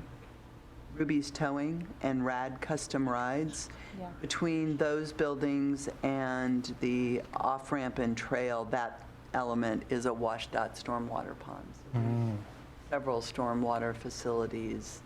Now, there may be other sources of water. Those are just the two that I'm aware of. And this is showing before the stream relocation, this map. And can you zoom in more down lower? It's the portion, and down lower again. I'm sorry. Stop zooming. Further south. Yeah, move south, sorry. Thank you. There's somewhere along there, and if you can go over by the road, closer to the road, I'm sorry, to the right, yeah. And then north of there, because there's a little further north. Is it So, right there? Yeah. The Locust, Northeast Locust Street, that is not a street between First and the Yeah. off-ramp. That is where the Issaquah Highlands stormwater, there's a bird cage, what they call a bird cage. Yeah, so can you zoom in on that Is to that show? this right here? I'm going to invite Doug Schlepp, who is Development Services engineering consultant, up. He's worked on Issaquah Highlands and probably a little more knowledge about this.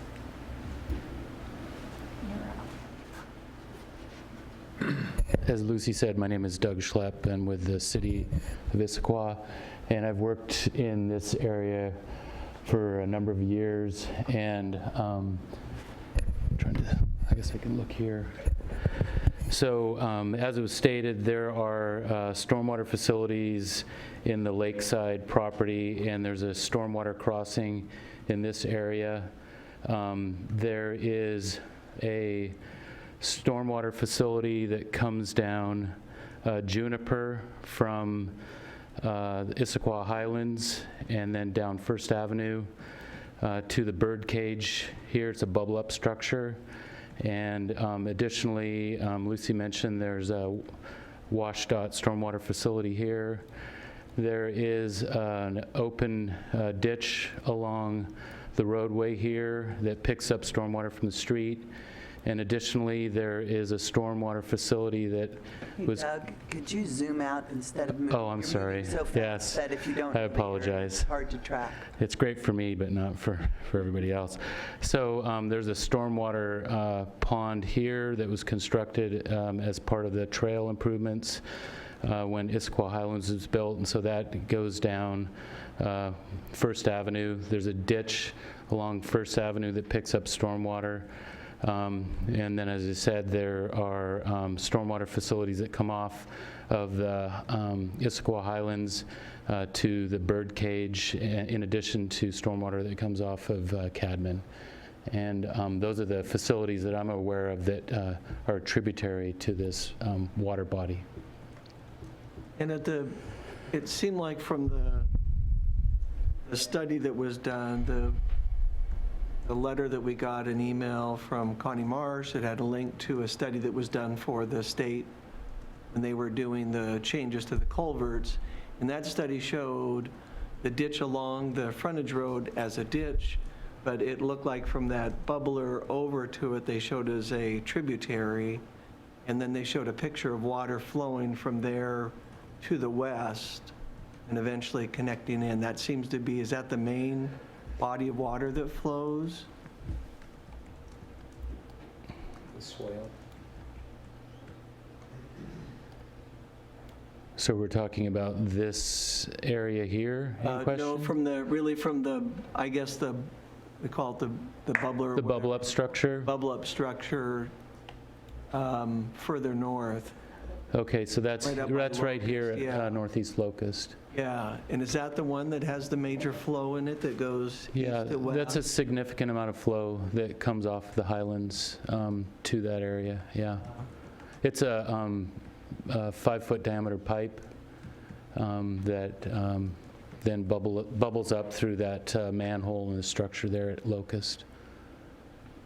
And is that the maximum reach then that hominids would be able to move up, I presume, or? I'm not qualified to answer that question. I think the only thing I would add to that, I'm not qualified to talk about salmoniid activities. The only thing I would say is the city recognizes that salmonids can get into many things, whether they are man-made infrastructure or natural creeks that they go where they can get into, and they don't make that distinction between a man-made feature and a creek.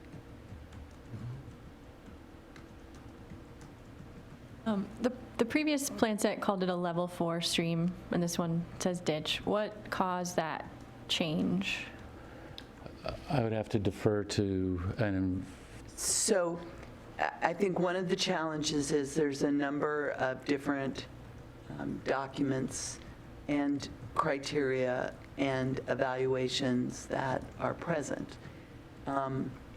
The reason the city has called it as a ditch is the adopted document and our critical area code calls it a ditch.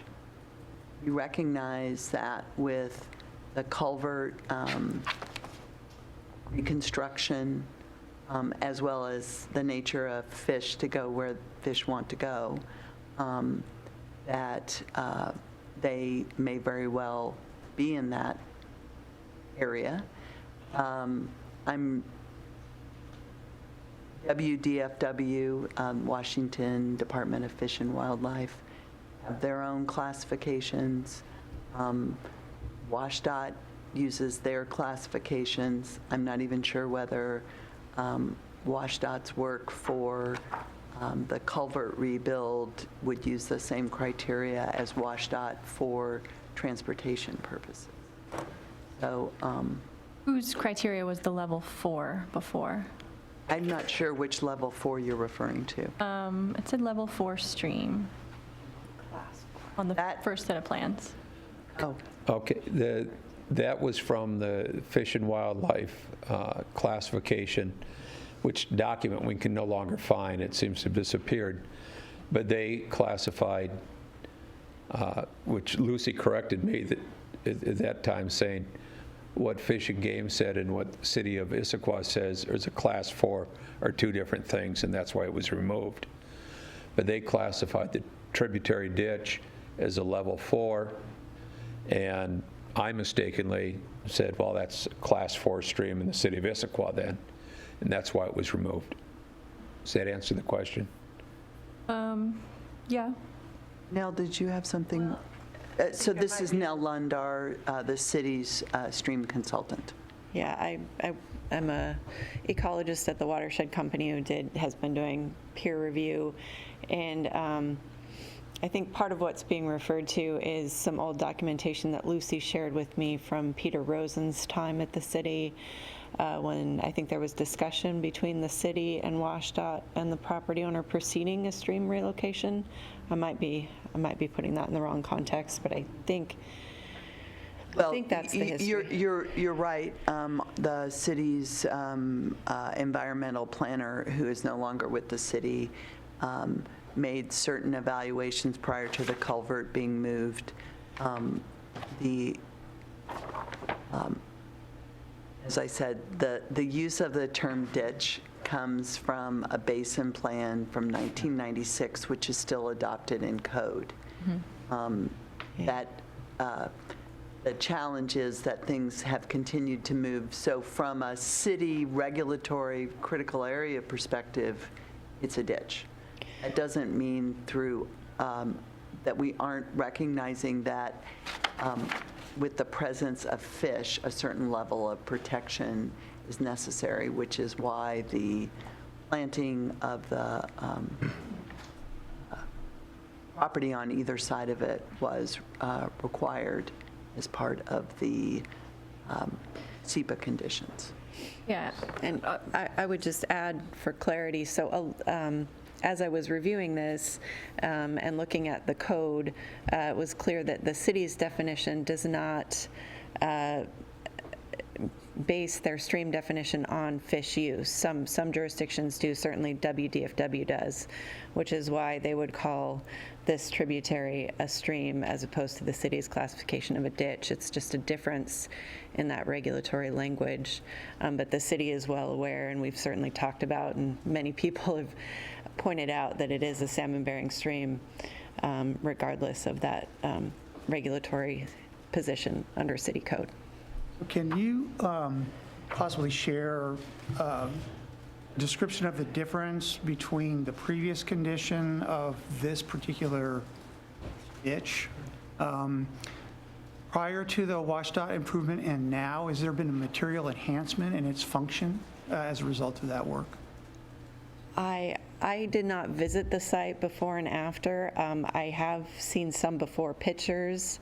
It looked like there were some man-made barriers potentially between the North Fork and the ditch, but I'm not 100% sure on that because I didn't study it in detail.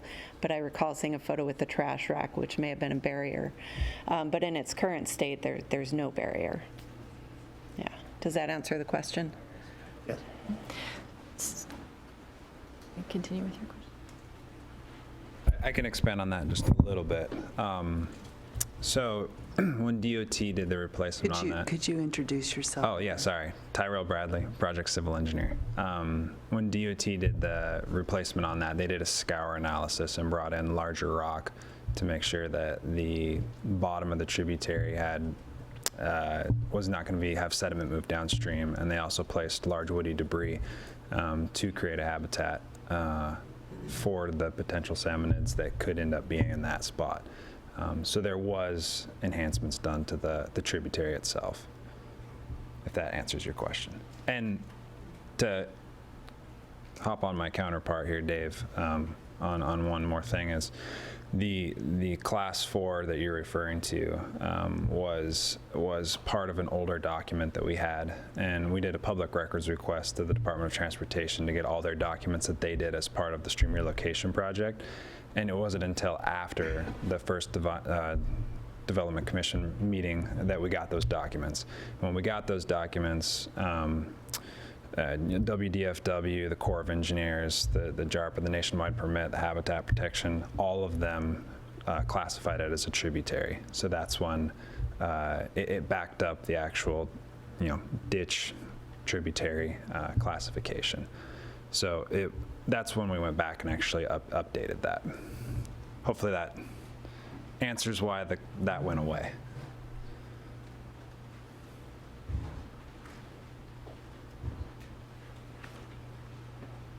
Question for the applicant.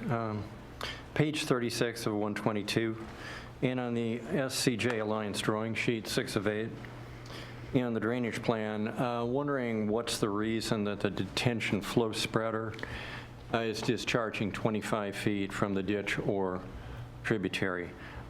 Could it discharge elsewhere? Is there a reason that it must be located where it's currently located?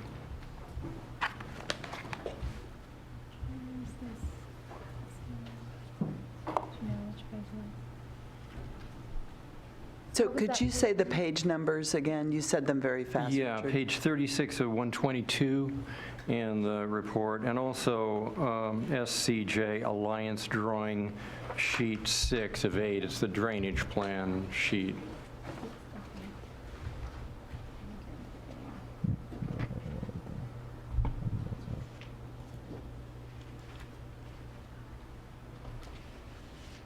I believe you're, oh, sorry, I didn't mean to kick your foot there. And are you referring to the flow spreader right here, correct? Yeah, so the flow spreader is placed as far back off the property line as we can get it, but still be in a vegetated area, so that when we discharge the storm water, it can flow across as much vegetation before entering the tributary. The reason that we put it here is because you can't, obviously it's treated water, so by the time that it actually enters the detention system and gets pumped up to the flow spreader, it is now enhanced treated water, and so we want to release it to vegetation as opposed to flowing it back across pavement again. And so obviously that's the optimum location for that flow spreader in the entire design? Yeah. And sorry, someone. Is there for the flow path, are there length and slope guidelines or requirements? For the flow spreader? Yeah. No, so because we're releasing at the pre-developed rate, it's actually like, 10 gallons per minute or something like that. And technically, by Ecology's guidelines, you can release it just straight out of a pipe. But instead of that, we wanted to flow it.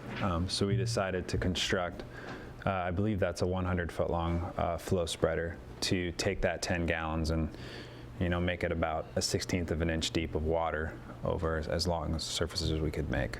So we tried our best to not just, poke a pipe out and let it just flow out the end. We wanted to create more of a natural cascading effect. Stacy, did you have something you wanted to add? So this is Stacy Rush. She is our senior stormwater engineer for the city. Well, I wanted to add first that our code requires a discharge into a buffer, into a critical area, it has to be located, the structure, so the level spreader has to be located in the outer portion of the buffer. So that's why it's as far back. If it had a different buffer, it would need to be back at the farthest point of the buffer. And for the discharge... There is no buffer here, correct? No, there is a 25-foot. So there's an area that we're planting. Okay, but it's not a buffer. It was, but it's not anymore? I don't think it's as bright a line as... Okay. And then talking about the discharge, as a stormwater reviewer, we wouldn't allow a point discharge of the pipe. It needs to be the level spreader so that it can disperse over it. Otherwise, it could create a big erosion problem right at that one point. So that's in the adopted ecology stormwater manual, is to put it through, do dispersion through a level spreader first. Is there a reason that level spreader is not extending further northwest? I mean, I see that looks like there's some plants there. Is that the reason? I mean, you can't have a row of plants and a level spreader in the same space, or? We don't necessarily limit that a level spreader be only a certain length. I mean, there's design guidelines, like that's like the minimum length. Does the length benefit at all in terms of the amount of water? It would disperse the water over a larger area. Okay, so it's still all going to end up in the same place, but it could disperse it. But like Tyrell said, the amount coming out of the detention system, it's a much smaller amount. It's not just a free flow of water. It detains it and releases it at a small amount. Yeah, and the longer they are, the more difficult it is to keep level, and then you don't get even flow anyway. Okay. Yeah.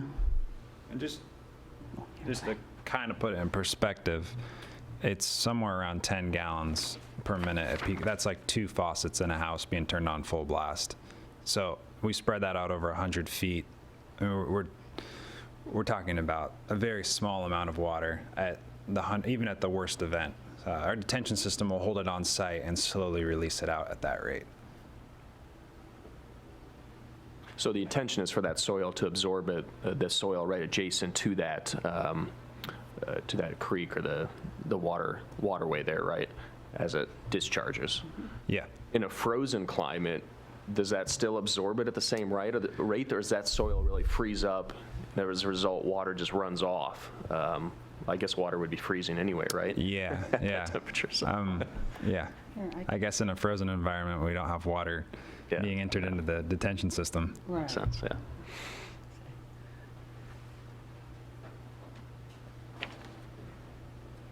Is there any special treatment or capability for oil control in this detention process? Yeah. So the site is meeting the enhanced treatment requirements in Department of Ecology's current stormwater manual. We are also additionally treating for phosphorus as well as an extra level of safety on this project. Page 61 of 122, there's a regular maintenance is identified as a potential issue for this system. I don't think we have any wording currently in any condition about maintenance of that system. I'm wondering if that warrants wording in a condition, maybe SEPA condition 4. So I believe maintenance is a part of our standards already. Okay. It may be that the maintenance plan has not been designed at this time. Are you agreeing with me? Yeah, every drainage report. You can't speak from there. I'm not used to speaking at these things. Yeah, every drainage report for a development project has to have a maintenance and operations section, and it usually is developed during the construction permits, not during the land use. Okay, thank you. Does the city do any inspection or anything after construction? Yes. Yeah, after it's constructed, it depends on how long, if there's a bond for it or something, but yeah, the city Public Works Engineering goes out and they have an inspection list. I'm not sure if this one would be checked annually or every other year. They would know that. But yeah, they're inspected and to make sure that it's working correctly and that it's not causing problems. And then if they do see a problem, they require the property owner to repair it. And I think it has to be repaired in like 6 months, 12 months. I mean, there's some time limits. They all come in our NPDES stormwater permit. A question for Tyrell. If this were a stream, Would your discharge or treatment methods need to be any different? No. We can actually take this and take it to the other stream, the actual stream. If we needed to, we could rotate it around and discharge it across that one.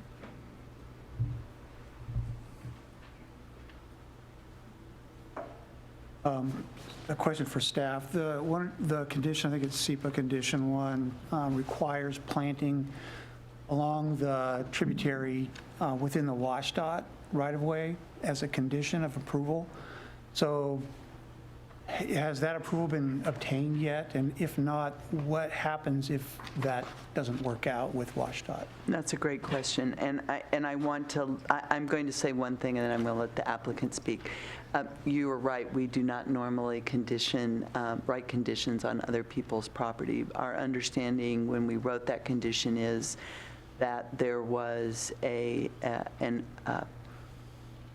agreement between the two parties that was part of the culvert project and the planting, mitigation planting that had been put in that allowed them to both maintain and enhance that area. Yes, and I was just going to expand on what Lucy just said. The owner has a maintenance, right-of-way landscape maintenance agreement in place that covers that area. Specifically covers the whole right-of-way along the off-ramp. That is in place. Now, it may have to be modified slightly, but it is in place. So it would allow enhancement and maintenance, or just maintenance? You know? Well, once the plantings are in place and established, other than possible removal of invasive species, there shouldn't be much maintenance.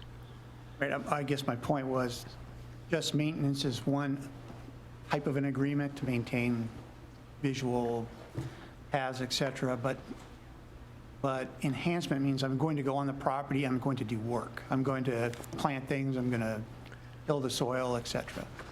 I don't know the details of that. I read it briefly.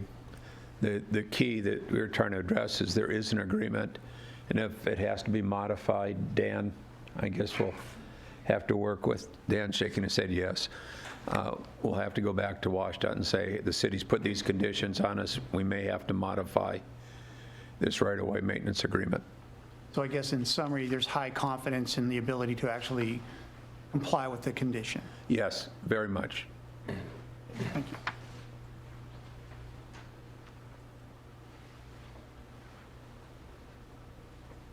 Other comments? Question for the applicant. On the North Fork Creek, on that north side, Katie, are you able to bring up that Google map again? Please, that'd be great. I thought I saw a tree there that wasn't shown in the survey or the tree preservation plan. If you scroll up a little bit, yeah, if you zoom in towards the 229th, where you turn from Front Street onto 229th, that radius, that tree right below your mouse, that guy right there. The intent, I assume, is to keep that, right? This is showing the pre-stream relocation condition, so it might be quite different now. Okay. It's gone. Okay, all right. Google hasn't updated it yet. It's a question for Google, I guess. Yeah. But, yeah. On the mobile, just behind the dog kennel is the only trees that are still there. Got it. Okay. Out of curiosity, what is that wheel stop detail? Will that still allow the rear, of a car or exhaust to overhang any pavement? If we're talking about long bed trucks, or is that detail for City of Issaquah inset more? The detail hasn't been worked out yet. Okay. We've written the condition to require it. So the intent would be to prevent any part of the vehicle from being inside the buffer. Okay. And did I read that there was a split rail fence that would be placed along there? That's also part of the condition. Well, the condition states that they have to meet the performance standards, which require you to put fencing or other barriers to keep people and pets out of, such as a split rail fence to keep people out of the buffer. In addition to the wheel stop? Yeah. Thank you.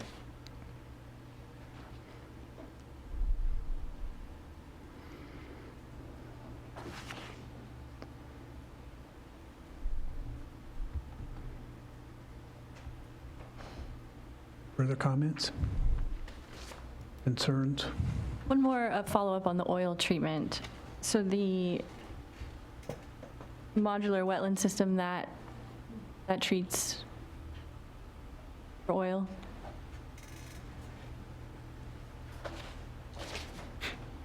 Yes. Okay. I will expand to say the company that manufactures that had to go through Department of Ecology's general use level designation to get enhanced treatment. So it went through I think it's 5 years of studies. I'm not exactly sure on the number of years, but it's pretty exhaustive. And one more on that, related for you. The Muckleshoot tribe commented that with the discharge to that water, that they would want armoring and trees or something else to slow the flows down. We can armor it if we need to. I mean, we're talking about a kitchen faucet, so I actually looked at the velocities because originally I was slightly concerned about how much water we were talking about. But then when you look at the pre-developed amounts, it was, I sort of laughed at myself and was like, oh, we're spreading it over 100 feet. It's going to be, a negligible amount of water. And I guess to expand on that comment just a little bit is just so everyone, that isn't into stormwater a lot. The pre-developed condition is if the entire site was forested today and it rained, how much water would come off that site in its natural state. That's what we're held to. So our site can only discharge as if that's forested. So the amount of water that would enter that system is the same as if the site was never built. So that's the level that we're held to.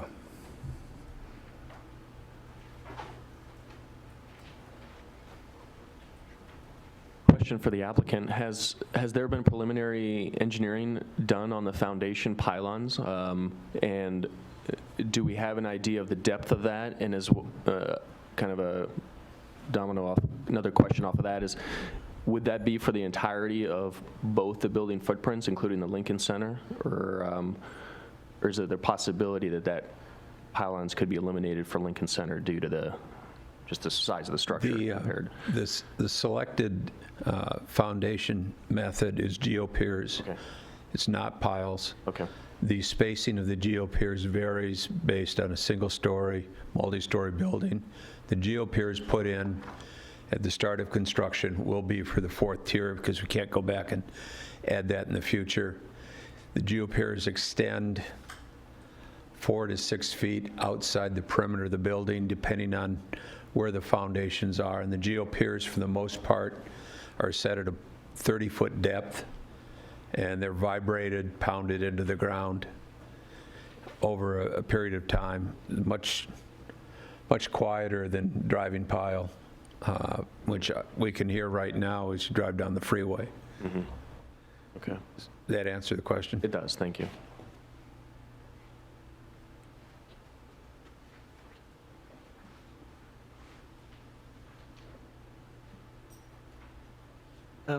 Lucy, I guess one question, just back to the question about the deciduous versus the evergreen trees that are being placed.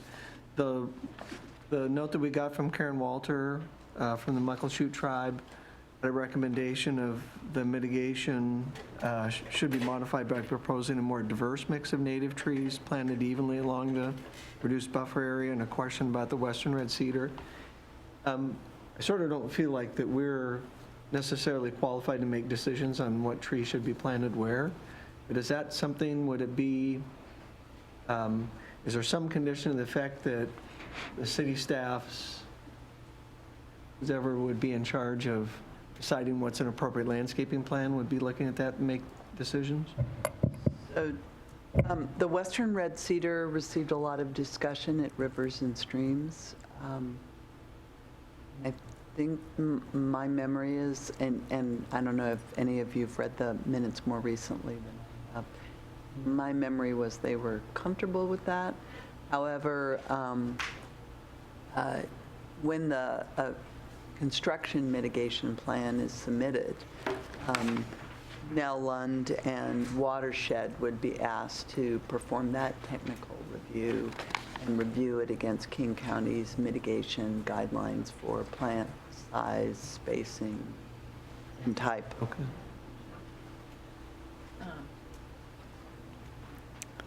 I guess in answer to your question, when I was looking at the plans, I thought it looked like a view corridor kind of intent, which is not uncommon to be incorporated into mitigation plans that are in public spaces or, have that sort of element to them like a business like this would. So I didn't question it because there is a diversity of species proposed, and additionally we do tend to have mixed forests around here, but it's not uncommon to have sort of blocks within those forests that are more densely coniferous or deciduous. So it didn't pose a great concern from an ecological function standpoint. Okay, thank you. Yeah.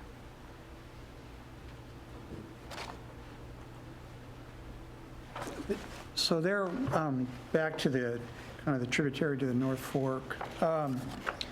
So there was a plan for enhancements that would be included within that corridor. I don't know who can best provide a description of what that would be in a little bit more detail, not only for us, but for the public, to understand what the mitigation will actually accomplish within that corridor.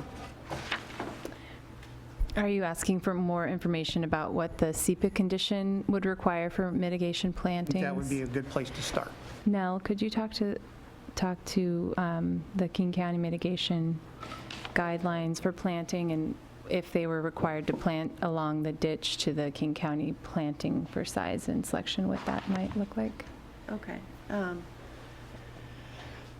Sure. So when the city asked me to do peer review, one of the things that they asked me to look at was the washed-out planting to see if it met city standards. Like pretty much all jurisdictions, it's not expressly written in the code what those requirements are for plant spacing and density and diversity. So I, in my peer review capacity, rely on the mitigation guidelines from King County pretty routinely. And so I sent that resource to city planning, and I made the recommendation that be followed in this mitigation plan. Now, the washed-out planting that was installed pretty much matched with respect to trees and shrubs. It's usually 9 feet on center for trees, 6 feet on center for shrubs, and they recommend 4 feet on center for ground cover. The ground cover component was generally lacking, so I recommended that be added to what was in the washed-out areas, as well as reflective in the plan as a whole. So are those plantings within the buffer area of the North Fork, or do they extend then all the way up the tributary to the southeast? They, let's see, I can't read the hatches. So in the yellow area? Yeah. What's going on there? In the yellow, washed-out has planted, as well as the blue. And the first 25-foot. Oh, okay. So to summarize, the yellow, the blue, and the green were all planted to some extent by WashDOT, but without the adequate amount of ground cover. I believe this purple area was not planted by WashDOT, but we would be requiring that whole area to meet the tree, shrub, and ground cover requirements that the other areas would be. And if there are other areas here that do not meet the tree, shrub, and ground cover requirements, they would need to be brought up to that standard. And additionally, along the North Fork, enhancement is required as it's described in the Issaquah Critical Areas Code. The one clarification I would make, because it's a little confusing, is that the yellow includes area along the tributary, it includes area along the creek, and then it also includes area between those two that is neither. Can you point to where that is? Yeah, so Because we aren't asking them to plant that to buffer standards. Okay. so it would be this area here that's not in the yellow dashed area and it's not in the buffer. This would not be included in the either SEPA condition.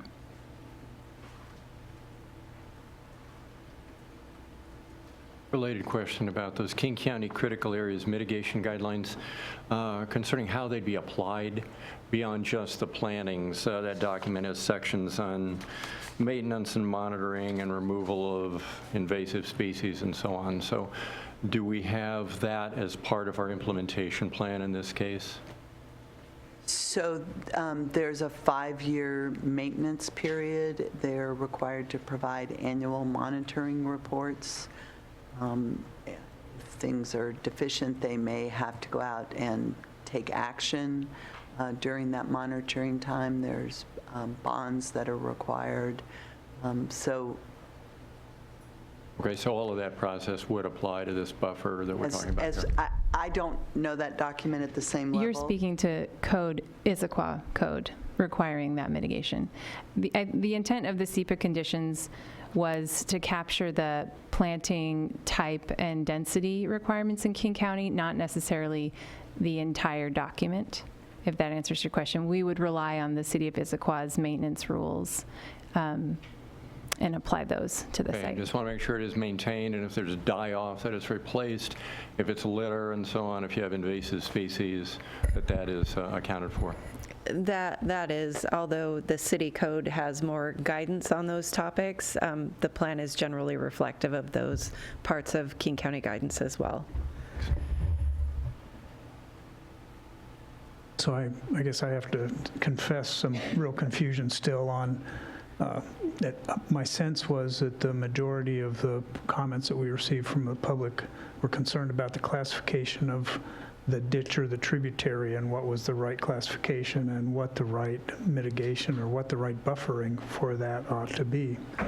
I haven't heard any real discussion about that and how we might reconcile that. I think the concern was serious about that and if there is a need to unify that and at least clarify and make a definitive statement on what the classification is and how we ought to proceed from here, if that's an adequate concern or adequate taking care of that tributary or ditch, whatever we're going to call it. I haven't heard how we've reconciled that.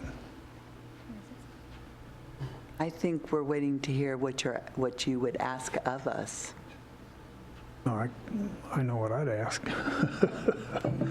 I would ask that it get reconciled. I think that it's been a major, I don't know that I've ever, in my short tenure on the commission, that I've had this kind of response from people expressing a concern that still seems to be really up in the air to me.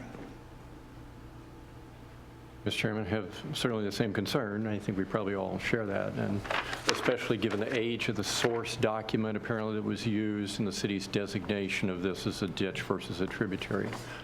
I think we've heard some suggestion regarding re-review of that designation by Rivers and Streams Board, and that might be a possible route that we could pursue if we're at that stage. I was going to suggest that as well. You know, according to the meeting minutes from the June 4th meeting of the River and Stream Board, of the Rivers and Stream Board, page 61 of 122, that the board did not make any final determination on whether or not the buffer reduction should be approved. So is that not their function? And I don't know. You know, it's a question, and I don't mean that facetiously. Like there's more than ours. And if so, should we ask that they make a determination?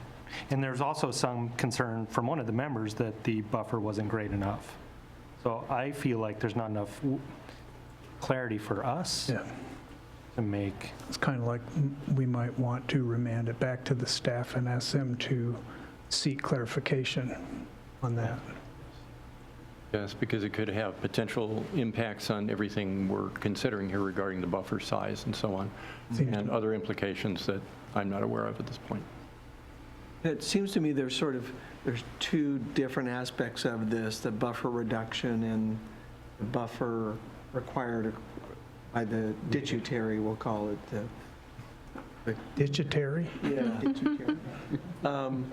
And I guess the question on the buffer reduction, would we have any feeling there about our feelings on buffer reduction, if that's appropriate or not? It seems a little more straightforward with buffer reduction because there's something in the code that says here's what you can do for buffer reduction.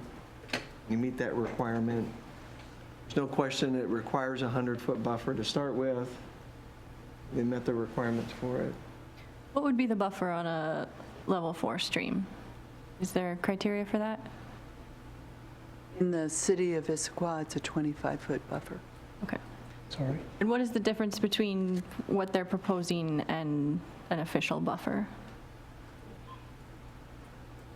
I need you to explain more about would the plantings be any different? Would there be any different easements or like what? Are you talking about the creek or The ditch. Okay, well, I guess I want to focus, if we could, just on the creek part and that buffer reduction. Okay. 100 to 75. Okay. And could we reach agreement on that or not? Yeah, we discussed that last time, and the criteria was, well, it was if you were enhancing, then you could propose a reduction. And we asked, does everybody qualify for a reduction? And the answer was no. If it's a pristine buffer, then you can't enhance it. It's that. Right, so I a similar recollection. So as far as the buffer is concerned on the North Fork, there is an allowance to the code for consideration of that, and there are many variables that are considered through that process. And in this particular instance, there is added mitigation that is provided, and it will provide an enhanced condition that we might not otherwise get, at least not for a long period of time, for it to occur naturally. So I think from the application, a technical application, relying obviously on the staff, expertise of staff too, and the mitigation measures being applied, but I'm relatively comfortable with the mitigation and what's being provided in that reduction. I'm still puzzling over what to do with the other piece. Right. Yeah.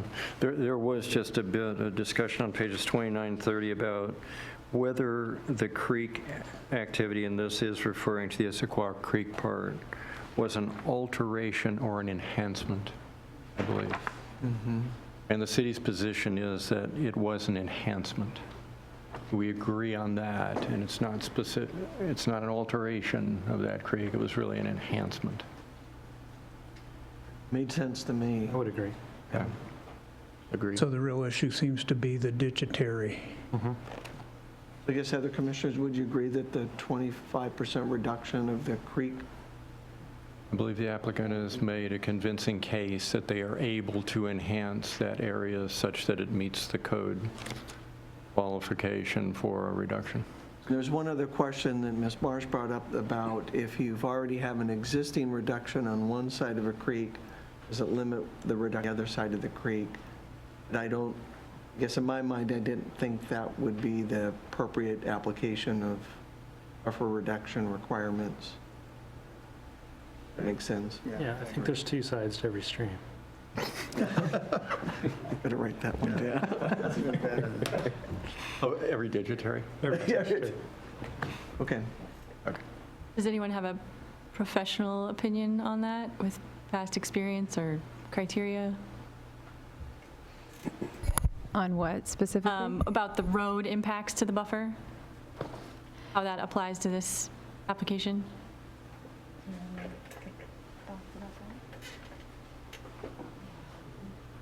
I guess it's more of a code question in a way, because it's, if you have an existing reduction of a buffer that's already there on one side of a creek, does that limit what you can do for a reduction on the other side? I think that's what. Is it a one-time reduction? Yeah. Yeah. So that was a perspective that I had not heard before till we began having discussions about this creek. I thought back to when we were reviewing Gateway, for instance, and we allowed the 25% reduction on each side of the creek. So I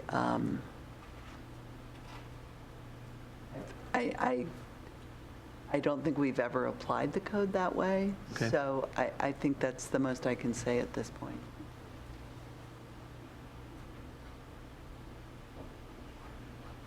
Back to the ditch? Tributary? So what do you want to do? So I guess what I'm puzzling over is that there have been enhancements done to the tributary, to the North Creek, and the classification that is being relied on, and I think it's already been mentioned, was done, the critical area study or classifications were done in 1996. So things change over time. Things change naturally over time. In this case, there was a substantial human adjustment done to that particular area. So when do you trigger, a relook at what the impact of that investment, in this case, would have on the natural environment and how that's classified? So I'm struggling a little bit with relying on the 1996 document for a condition that is very different than it was back then when it was classified. And so having another look at that particular tributary makes sense. Where that goes, I don't know if that's a rivers and stream consideration. They're not the decision makers. We are for the permit and the role that they play. I'm not sure, or is there a more specific study that we want to have done for that particular area and bring that as enhanced information to the record? Thoughts? I agree. I think it's worth getting everything in the record. As we also looked at the maps and how many potential other sources were contributing to this, it was eye-opening to me, at least, that this isn't an isolated creek that's just taking runoff from the exit. There's multiple sources feeding this in a variety of ways. So I think it does warrant additional study, also considering how much development has occurred since that time as well. So would it be fair to request the staff to promote that study and come back to the commission? And they have the resources to be able to decide who ought to be doing it. So Lucy's loving this. So I guess the question really is, when you're thinking about the options to provide additional assessment information about that condition and the classification of that tributary, this whole rivers and stream thing is a new kind of idea that we would kick something back to another board. I don't know if that's appropriate or not, to be honest with you, based on the scope of their responsibility. But at least a more specific study, biology study of the tributary. Right. I think rivers and streams has a certain level of technical expertise that they are asked to apply to materials that we provide to them. I don't think they could, for instance, reclassify the stream or the tributary or the whatever. But I think that I know, we don't have you sitting here because you are stream experts. And so I know that you're looking for information to provide you with good guidance. And so I think that providing materials to them with then their perspective on that to you, I think that's within their purview. So I think that could be a helpful recommendation. Lucy, did you say that Issaquah Creek Final Basin Action Plan was referred to specifically in Issaquah Code? Yes. So if we get a recommendation from Rivers and Streams that tends to override that in this case, where are we? Are we looking at a code change? So you can't change code in the middle of a permit. However, I think what you're asking is for us to go back and determine what kind of information from either the applicant and with our peer review should be provided to clarify this issue to Rivers and Streams. I don't think we have to say exactly what that would be at this time. I think what we're asking is for you to tell us to the best of your abilities what it is you would like to know, and then we need to go and figure out how we put that information together.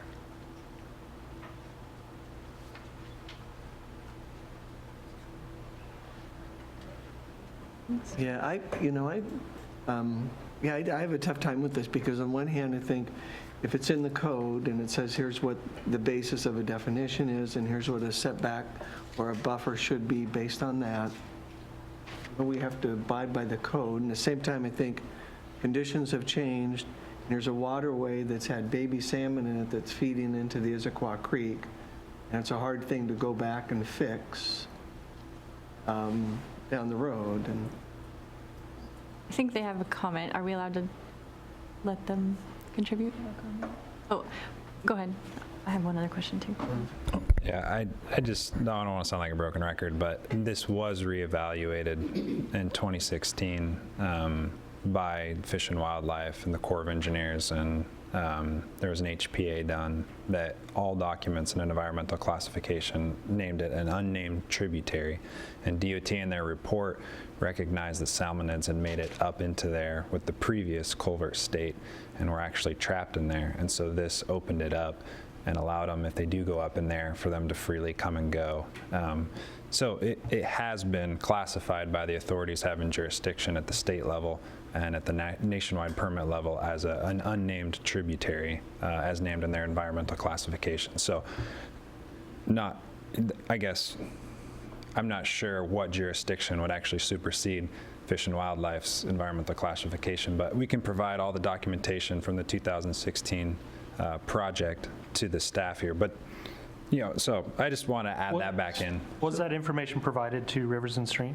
That information was not available at the time we went to Rivers and Stream. Well, it sounds like potentially the information exists. So the piece that the chair mentioned at the beginning is reconciling this, because there's a city classification, and how does that match up against what you just described happened at the state level, and how does that affect this particular? Well, and the other thing I would add is I think this is the challenge that we faced, which is that WDFW made one evaluation. WashDOT's hydrologists for the culvert project made an evaluation. WashDOT Transportation is sort of the owner of this land, and they generally do not accept that classification of their land. So I think there's made it difficult to know exactly how to look at this, and I think what you're asking is that we go back and look at this and reconcile it, and we can absolutely, I don't know what we'll come up with, but we will absolutely do that. Does the word tributary mean anything in Issaquah's I looked, code? I was using my little phone. It is not a defined term in the critical areas regulations. So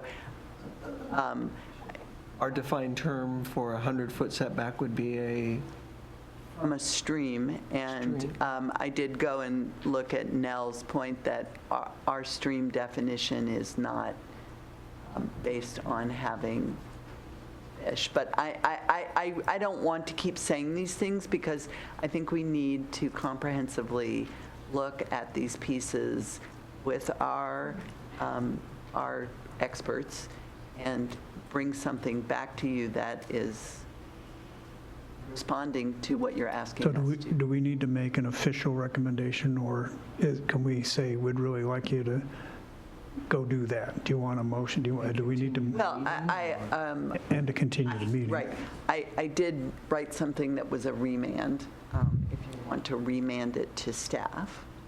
And so you could consider that motion if useful. Would be for me. Absolutely. Yeah. Oh, my goodness.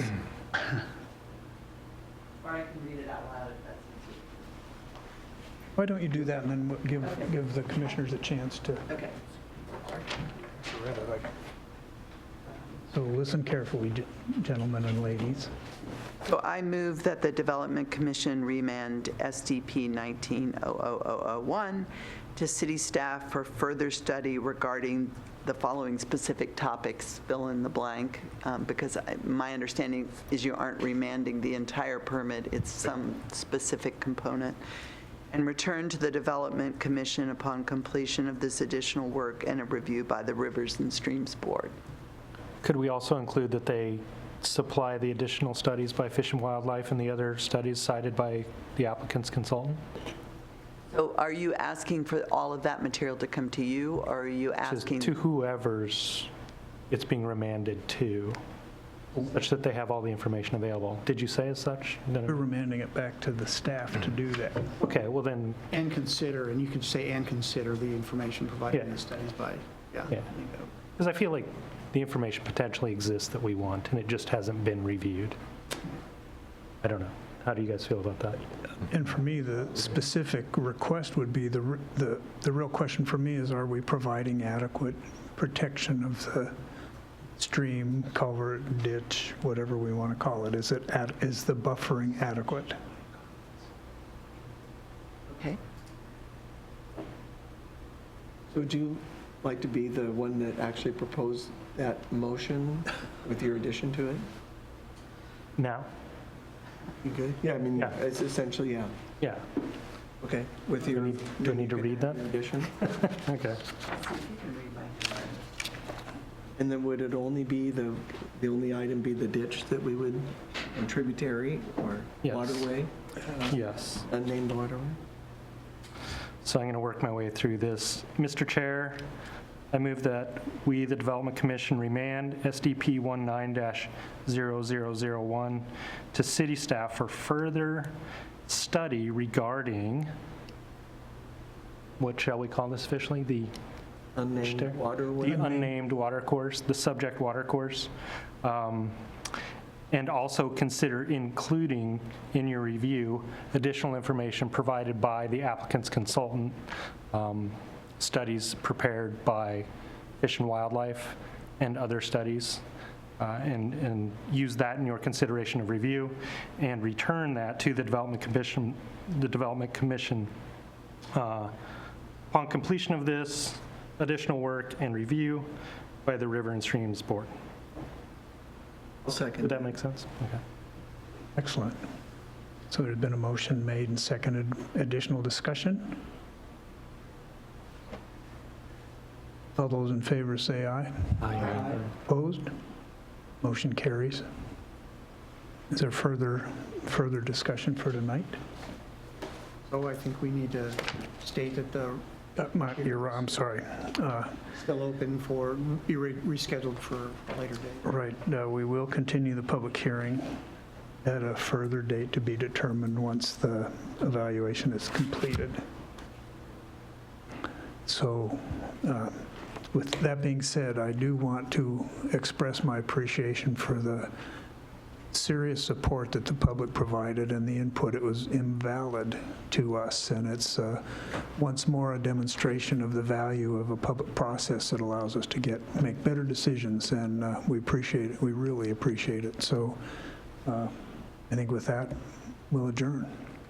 I would likewise add thank you to the commission for slogging through all of this. So, and we will provide with, I think with the materials, we'll provide you a complete set of letters We've been getting them up right until so I'm not even sure if we had them all to provide to you, so we will provide a complete set. New record. Don't tempt fate.